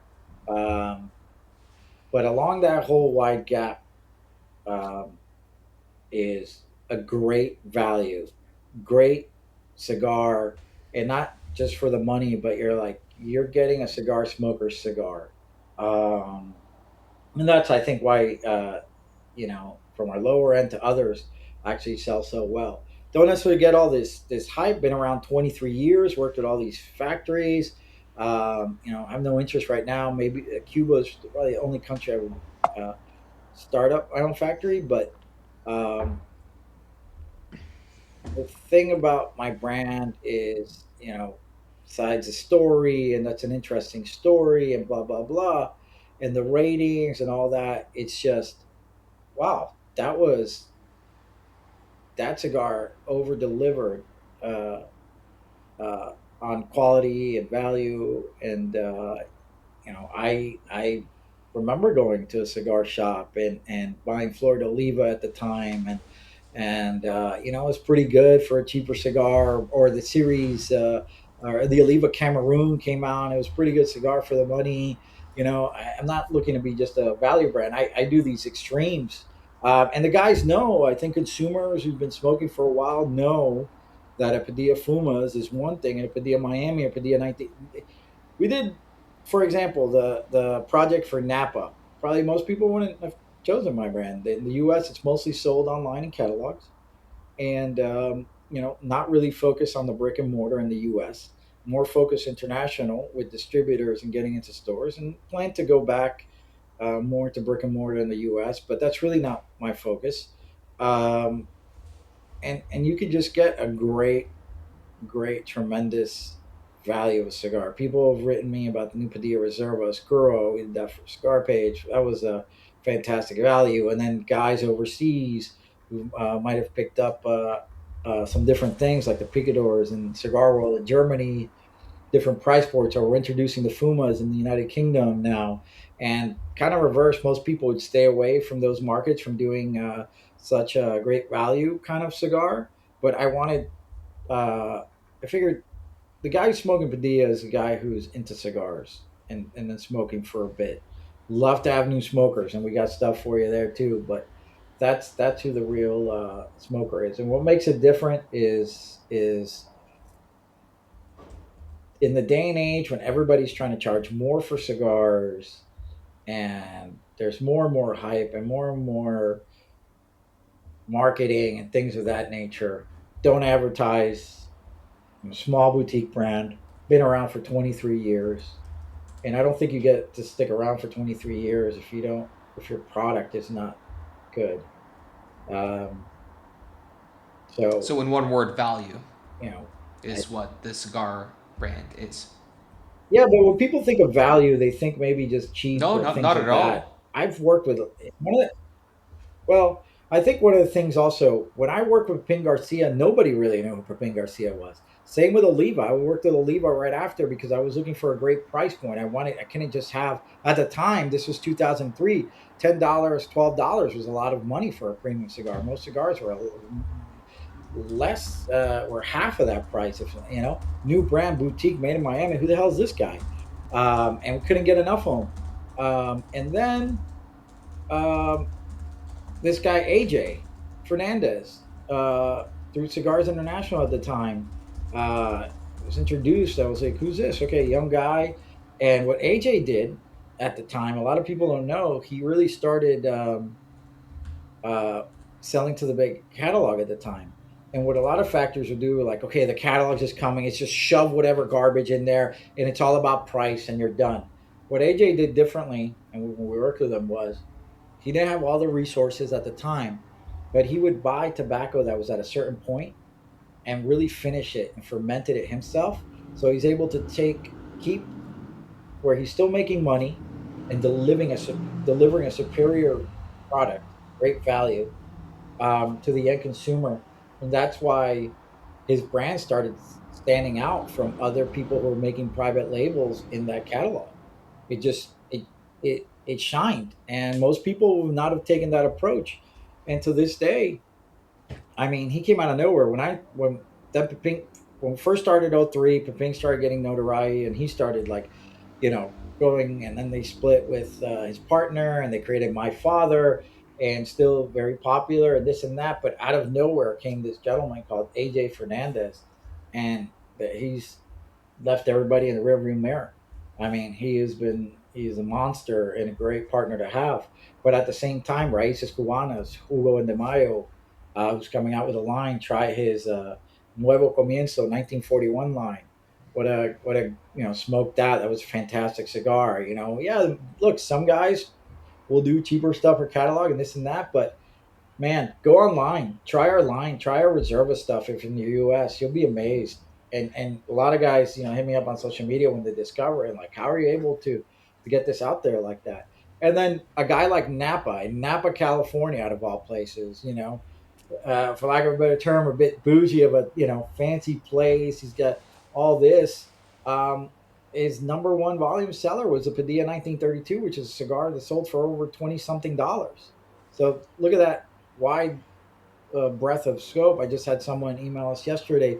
I just want to go back to American brick and mortars, properly positioned at the right time. I'm not in a hurry. I'm really enjoying the international market a lot.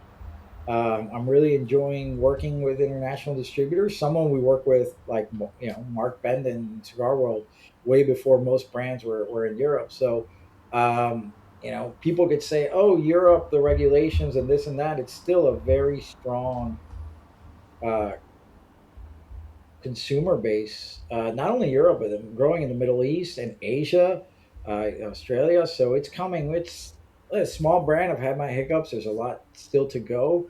I appreciate everybody's been patient with us. And last year, especially, we had that fire at the AJ factory. That affected us for sure. It slowed us down, but now things are kind of back. I mean, those are the things that happen in a business like this. So, you know, What is something you believe about cigars that most of the industry would disagree with? that it's worth making premium cigars in the United States, that it matters to make cigars that are not just about volume, but ultra boutique. And Titan's got some notoriety, and a big company like General is making their Cohiba M there, and that's great. That's great to see. But a lot of the industry is more is like when you have these factories, their thing is to get bigger, to get larger, to get whatever. And I just want to get better. And that doesn't, in this type of business that's handmade, that doesn't necessarily mean having a gazillion rollers. One of the things AJ does, who I've spoken so much about, he's got like, I think 4 factories now. He's got the huge one that you'll see in the videos and whatever, but then he's broken it down so they're almost uh, smaller factories in a certain way, and then everything gets done as far as packaging, the big one and things like that. But he's kind of seen uh, to put the key people in this factory, this factory, and this factory, and they do different projects and different things. So I think that's one way he manages to keep that quality, which is very impressive. But then there's big companies like Fuente. Uh, Bought a box the other day of Fuente Sun-Grown Double Chateau. Fantastic cigar. Uh, but the main thing is, guys, there's a lot of companies doing a lot of hype to have a big sales force, and they're able to get to the brick and mortar in America, and they give away this swag, this, that, or whatever. Um, and I think a lot of the brick and mortar in America, obviously they're in a business and they need to sell, but they also need to explore a little bit more companies um, that are doing interesting things or boutique, because that's the future, if you will. And if, some of them have done that, but then some stores have decided to be like, nah, we just pretty much Fue de Padron, this, that, that, that, that, and that's it. Okay, that's fine. Um, but I think the stores who put effort into really studying the boutiques that they bring in there know that you can go to a Total Wine and get all kinds of different wine. That's fine. So if you're a wine store, what do? I want to come in there. I don't know so much about wine. I want you to guide me. Hey, I'm having this fish or this thing. There's this great Italian white that's going to go perfect. Or hey, there's this red wine that I know people wouldn't say goes with fish, but man, it is just you'll be amazed. Or there's this white wine that you most people wouldn't pair with meat, but it's so hearty and it's from this region. And I would say the same thing about cigars. Just because a cigar is Maduro doesn't mean it's going to be strong, or if it's kinetic, it's going to be mild. There's, so it's important that cigar store owners, when they have, clerks, people checking you out, that for the sake of our industry, that you go from being a cigar store clerk to being a tobacconist, like in my father's age. Um, and a tobacconist doesn't sell you a cigar. He guides you. He learns. He teaches. Tobacconist University, Jorge Monteros has done a great job. I think one of the only thing that I know of in this industry where cigar store owners can uh, learn and take a test. He was from Princeton, New Jersey, a town I came up with. Done an event over there. Haven't seen Jorge in a while, but that's a great place. I mean, we've got to have less marketing and hype and more real education, because real education, when you really learn the business and how it's done and grown and all that, it's so much more interesting and so much more lasting than whatever the flavor of the hype is, you know. And or the lifestyle that makes it look, or just because some people say they have a factory that they're more legit. How's that? What's the Good. most Social in good that case? What enough. is the most overrated trend in cigars right now? Oh my God. There's a few, and I don't think it's like so huge, but God, I love to see the huge ring gauge thing go away finally. I think we see we're just like, or you know, God, guys, it look, the playwright Victor Hugo, who wrote, this Les Miserables and all these other things, had a saying, and it's always, I think it's one of my mantras. And I heard it, and he said, "You cannot have great art without a great audience, and you can't have a great society if you're not educated, uh, you know, in it. If you're not engaged in it, you can complain about the politicians, you can complain about all this, but you got to get engaged. You got to get educated on subject matter. Don't let them just take you down a rabbit hole, whichever sides. And how that relates to cigars is, there's a lot of misinformation. There's nothing like sitting down and smoking a cigar. You're gonna try the big brands first, and oh, this is new from this, and this is new from that. But what should I get? I don't know, dude, and I don't want to be blowing money. And I'm like, I don't care. I'm just smoking a cigar. That's fine. That's fine. Not everything. I don't have to be a wine expert. I'm not a sommelier to enjoy wine. But if you really want to get into it, if you really want to get educated, reach out to Tobacconist University. You'll get all the nerd geeky stuff that you're gonna see, and you're gonna like, oh, what's the Herald this and what's the Herald that. But at the end of the day, smoke a lot of different cigars and different price points. And just because something is quote unquote boutique does not make it better, by the way. And just because something came out of the same factory does not mean it's the same end product. There's many different things that are processes that are done also. So, um, yeah, I you know, the trend in the industry, unfortunately, is more and more away from the history of the industry to the celebrity lifestyle type people, and that's been going on for a while. Who cares uh, about Ernesto Padilla or this or that? Yes, you're watching this video because my German shepherds can't speak, but trust me, if I could train them to do this, I would. It's not like I hate talking to you, um, but I think the real hardcore cigar guys, the growers, the people down there, and whatever, they're not doing this. This is part of it, and it's an important part. But the best thing is going out there when you do events and talking to cigar smokers, new or experienced or whatever, kind of getting their feedback and curious about it. But this trend of like, I don't know how you call it. I call it hipster. I call it whatever. You see it in the names or whatever. It's like so overplayed. Just like during the boom, everybody and their grandmother was Don somebody, right? Don this, Don that. And then now it's reversed because there's some brands out there, even Don nobody, as a joke and punky and whatever. It's easy to be different in this business that was full of so much tradition. But there's a reason something becomes tradition and legacy. There's a reason that it lasts.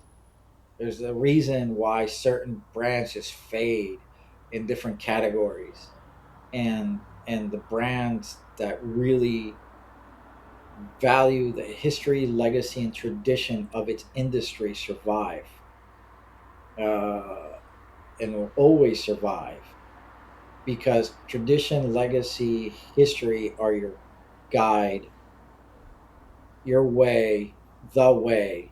Where you're making samurai swords or Porsches or cigars. You'll never get lost if you go back to who you are, who your brand is, what you're about. That's who you'll always be. Uh, I am a Cuban legacy brand in exile, and oddly enough, I don't know in the history. Maybe it has happened with other brands, but it will return to its home. Its home. I'm an American. The brand is another thing. I did an interview in Paris for the cigar magazine. I said, Ernesto Padilla, an American in Paris or something like that. I go, oh, that's interesting. Here in America, we like the hyphen names. I mean, I speak fluent Spanish and I hear whatever. I was born in Cuba, uh, and obviously culturally, I grew up Cuban parents, but I at the end of the day, I am an American, but my brand is Cuban. My brand is Cuban. That's. I know that sounds a bit odd, but the Padilla brand is a Cuban brand. It's made in Nicaragua, it's made in Dominican, but it's made in the style of Cuban cigars, and it's made with fellow Cubans also. When I kind of look around and I realize, wait a minute, oh yeah, I didn't realize that. And not just because something is Cuban because I was born there or whatever, but in Germany there's the Germany purity law for beer. It's not just beer; it's their culture. It's not just cigars; it's our culture. And by the way, the United States has more cigar culture than Nicaragua and the Dominican Republic and Ecuador combined. The history of premium cigars in America is as apple pie as any industry. It's amazing how many brands and factories existed in turn of the last century in Key West. Cubans migrate. Always been connected to Key West, which we call Cayo Hueso, Bone Key, and some people say it's the name sprung from there. And when you stay at these cute little cottages, some of them were the old cigar rollers cottages. And Fuente still had a little park there. And then from there went to Tampa at the end of the Civil War and but it was always a Cuban thing. When you go to Ybor City, it was the Cubans and or but that's happened all over this country. This makes this country unique, and then things transition. California rolls, are they found in Japan? No, it's kind of its thing from Japanese that were there, or chicken alfredo evolved. um, I don't know that chicken alfredo and Italian cuisine evolved over here, or certain Mexican cuisine, or in our case the Cuban sandwich. The Cuban sandwich is American. It was developed in Tampa for cigar rollers. And Tampa had Italian and a large Cuban immigration. And the Italians had the salami. The Cubans loved the pork. They put this ham, this pork, this thing, mayonnaise, boom, the Cuban sandwich, which there were sandwiches in Cuba. Cuba's a very actually sandwichy country. Elena Rus and these other sandwiches kind of famous. But the Cuban sandwich is from Tampa. I guess I'm a Cuban sandwich at the end of the day. It's you know, its roots are somewhat from Cuba, but at the end of the day, it's an American, and that's America. I mean, it's very hard to outsiders. It might be kind of weird to describe, but yeah, I mean, my brand is and will be when people talk about it, it'll be like, yeah, when you could say Cuban American or this or that, but the style, the foundation. Uh, is Cuba, and when Cuba is back, and you hopefully get to visit the country of my birth, and hopefully I get to go back soon one day. It's going to be rough. Um, I think you will see that cigars are a part of its culture and not just a thing disassociated with it. So celebrities and all these people, I call it the hustler culture, whatever. That's fine, but you'll get to experience and understand what cigars mean to Cuba and the Cuban people. Love it. Final question from my side. If Ernesto Padilla was to leave the world tomorrow, what would be the last message to the cigar community?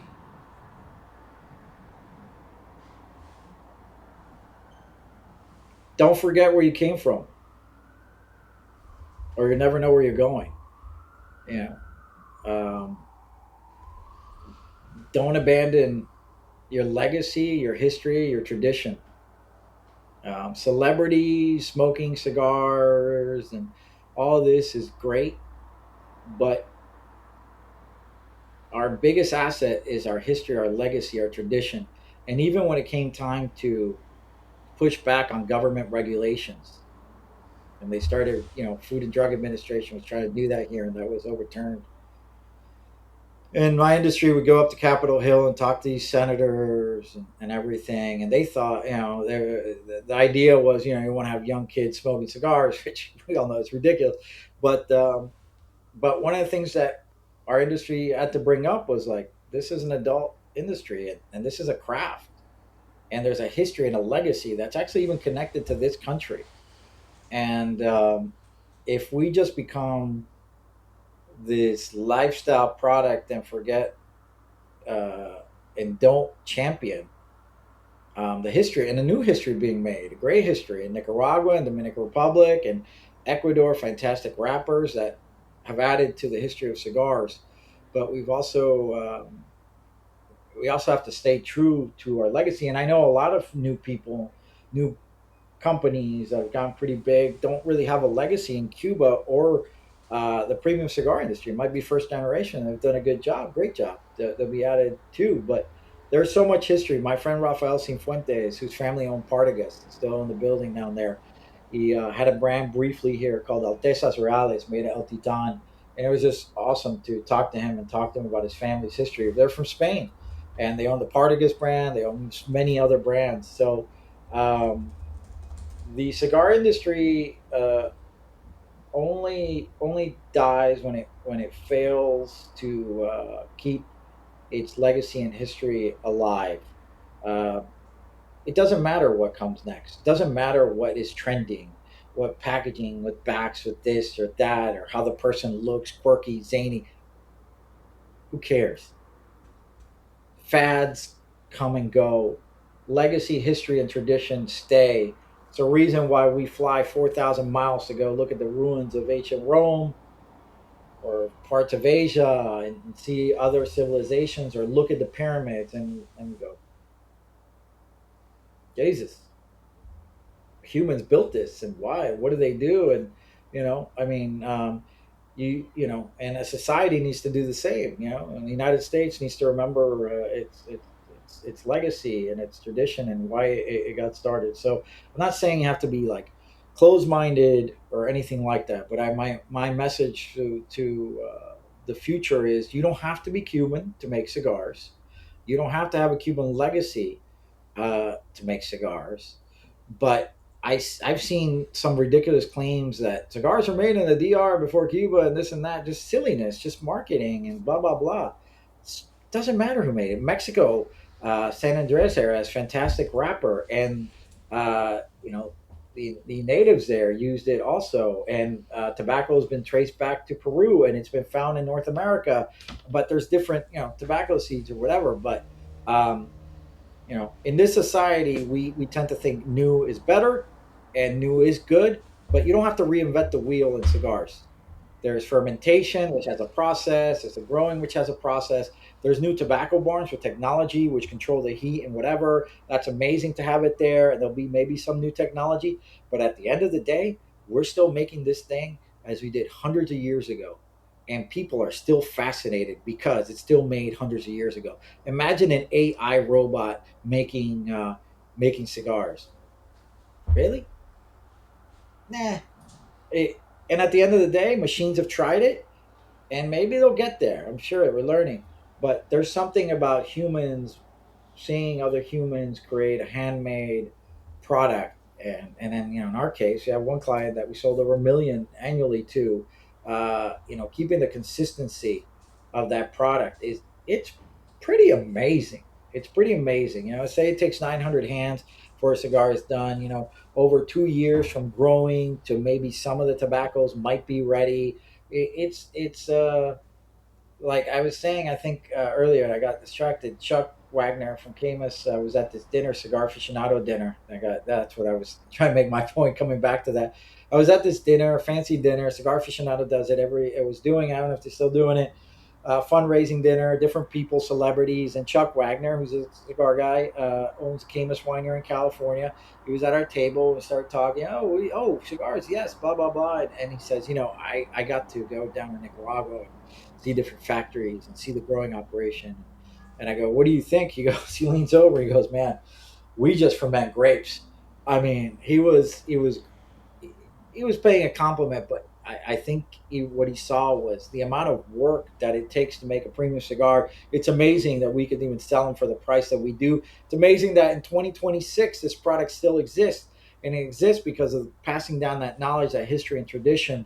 So I would say, don't forget our history. Don't forget the people who came before us and opened the doors, not only in Cuba, but those Cubans that left Cuba and started in the Dominican Republic and Nicaragua and all this. And these people were the type of people that did business on a handshake. If they sold you bales of tobacco at X price, and you came along and said, "I'll give you double," it really wasn't. I'm sorry, I sold it. It was really a relationship business, and it's still a relationship business, and hopefully it stays that way. And I just respect anybody, honestly, who's trying to make a living at this. It's not easy, whether you have a factory or a grower or this or that. It's not easy, and I respect that. And so hopefully, the people that come into the business respect all the people in this industry that work really, really hard, from the humble rollers to the people working free industries and growing. The amount of people that it takes to make this product, and the amount of pride that they take, in it, that's very cool. That's awesome. That's hopefully, in the future, people just keep that legacy going. 1,000%. Ernesto, if people wanted to find you, where can they find you? I got my Yeah, your house. address and the back four digits of your credit Yeah, card number. No, no, no. I'm kidding. Like, if people want to get in touch with you, or, right. or let's say purchase some cigars from PadillaCigars.com, where can they find you? Yeah, I mean, you can definitely go to PadillaCigars.com. We make certain cigars there that are not available in other places. Online, in the United States, well, I think Napa Cigars sold out. We are looking to get back heavier in the brick and mortar, but right now, you can go to cigar page. FamousSmokeShop.com has our Fuma Vintage Reserve, great cigars, great value.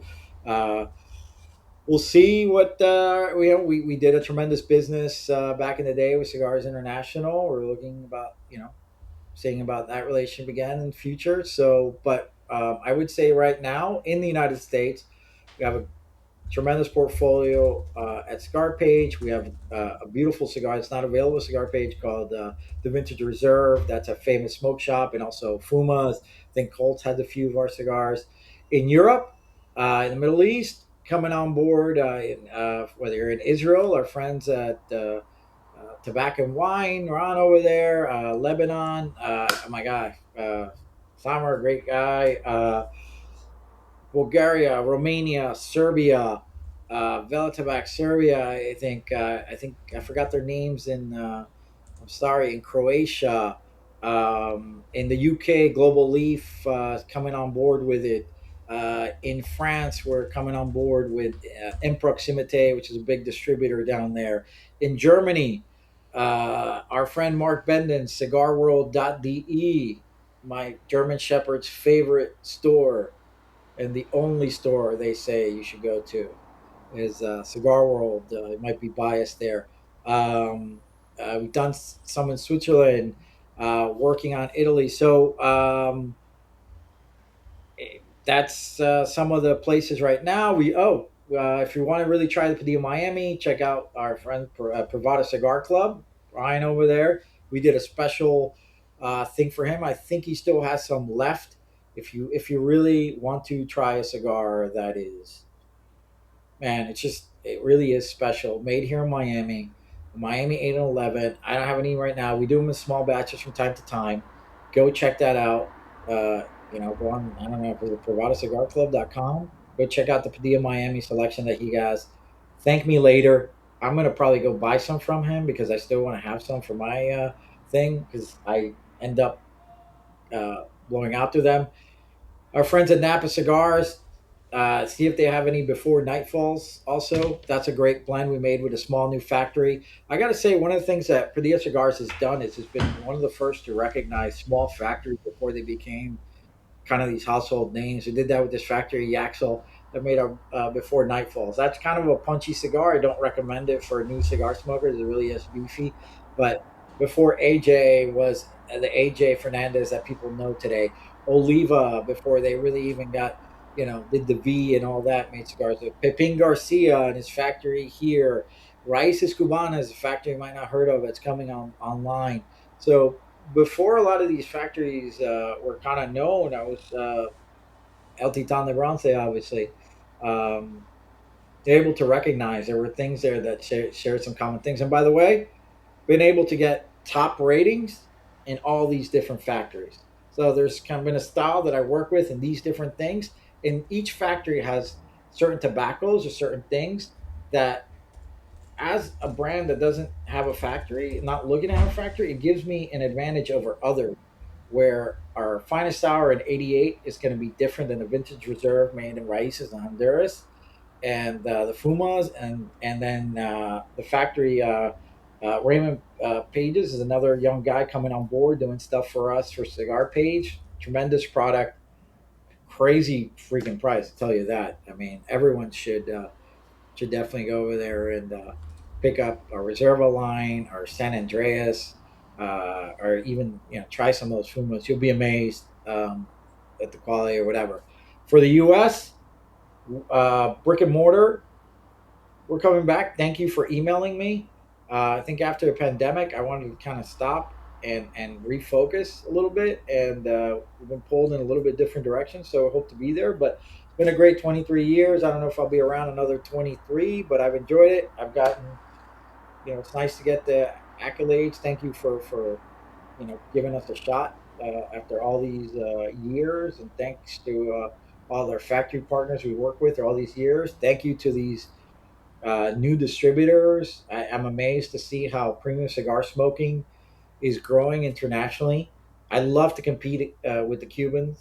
I love to be able to really, unfortunately, even though it's a country over deliver, and the style of cigars that we make. And one of the things I enjoy about the international market in Europe in particular is Connecticut's are not as popular, so I can really focus on what I love, which is Habano, Corojo style wrappers, and those Cuban seed blends, and some Maduro also is becoming popular. But in America, Connecticut is still king, which is fine. I just smoked a great finest hour Connecticut.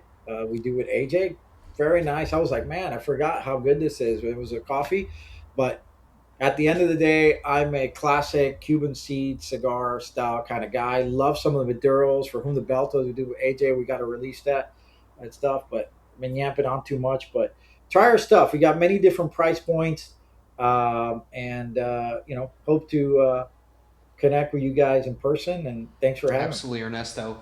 Thank you so much for sharing in the history and the traditions of the Padilla family and the brand. I guess I'll close it off with one line that I found from one of your father's poems.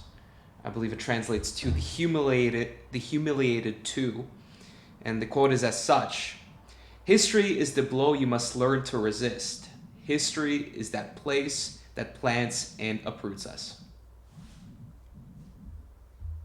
Well, that was nice. Thanks for reading that. I mean, he was definitely an interesting guy and a lover of premium cigars. And if you Google him, you'll see with cigars, he never forgot that part of him, his family's history, and it's a part of Cuban history, American history, and obviously a big part of European history. We can thank Jean Nicot, the French ambassador, for bringing uh, tobacco outside of Spain, and Napoleon's invading cavalry for kind of spreading premium cigars across the continent over there, and so it began. But remember, the New World was tobacco, and as George Washington said in a letter to the Continental Congress, if you can't send money, send tobacco.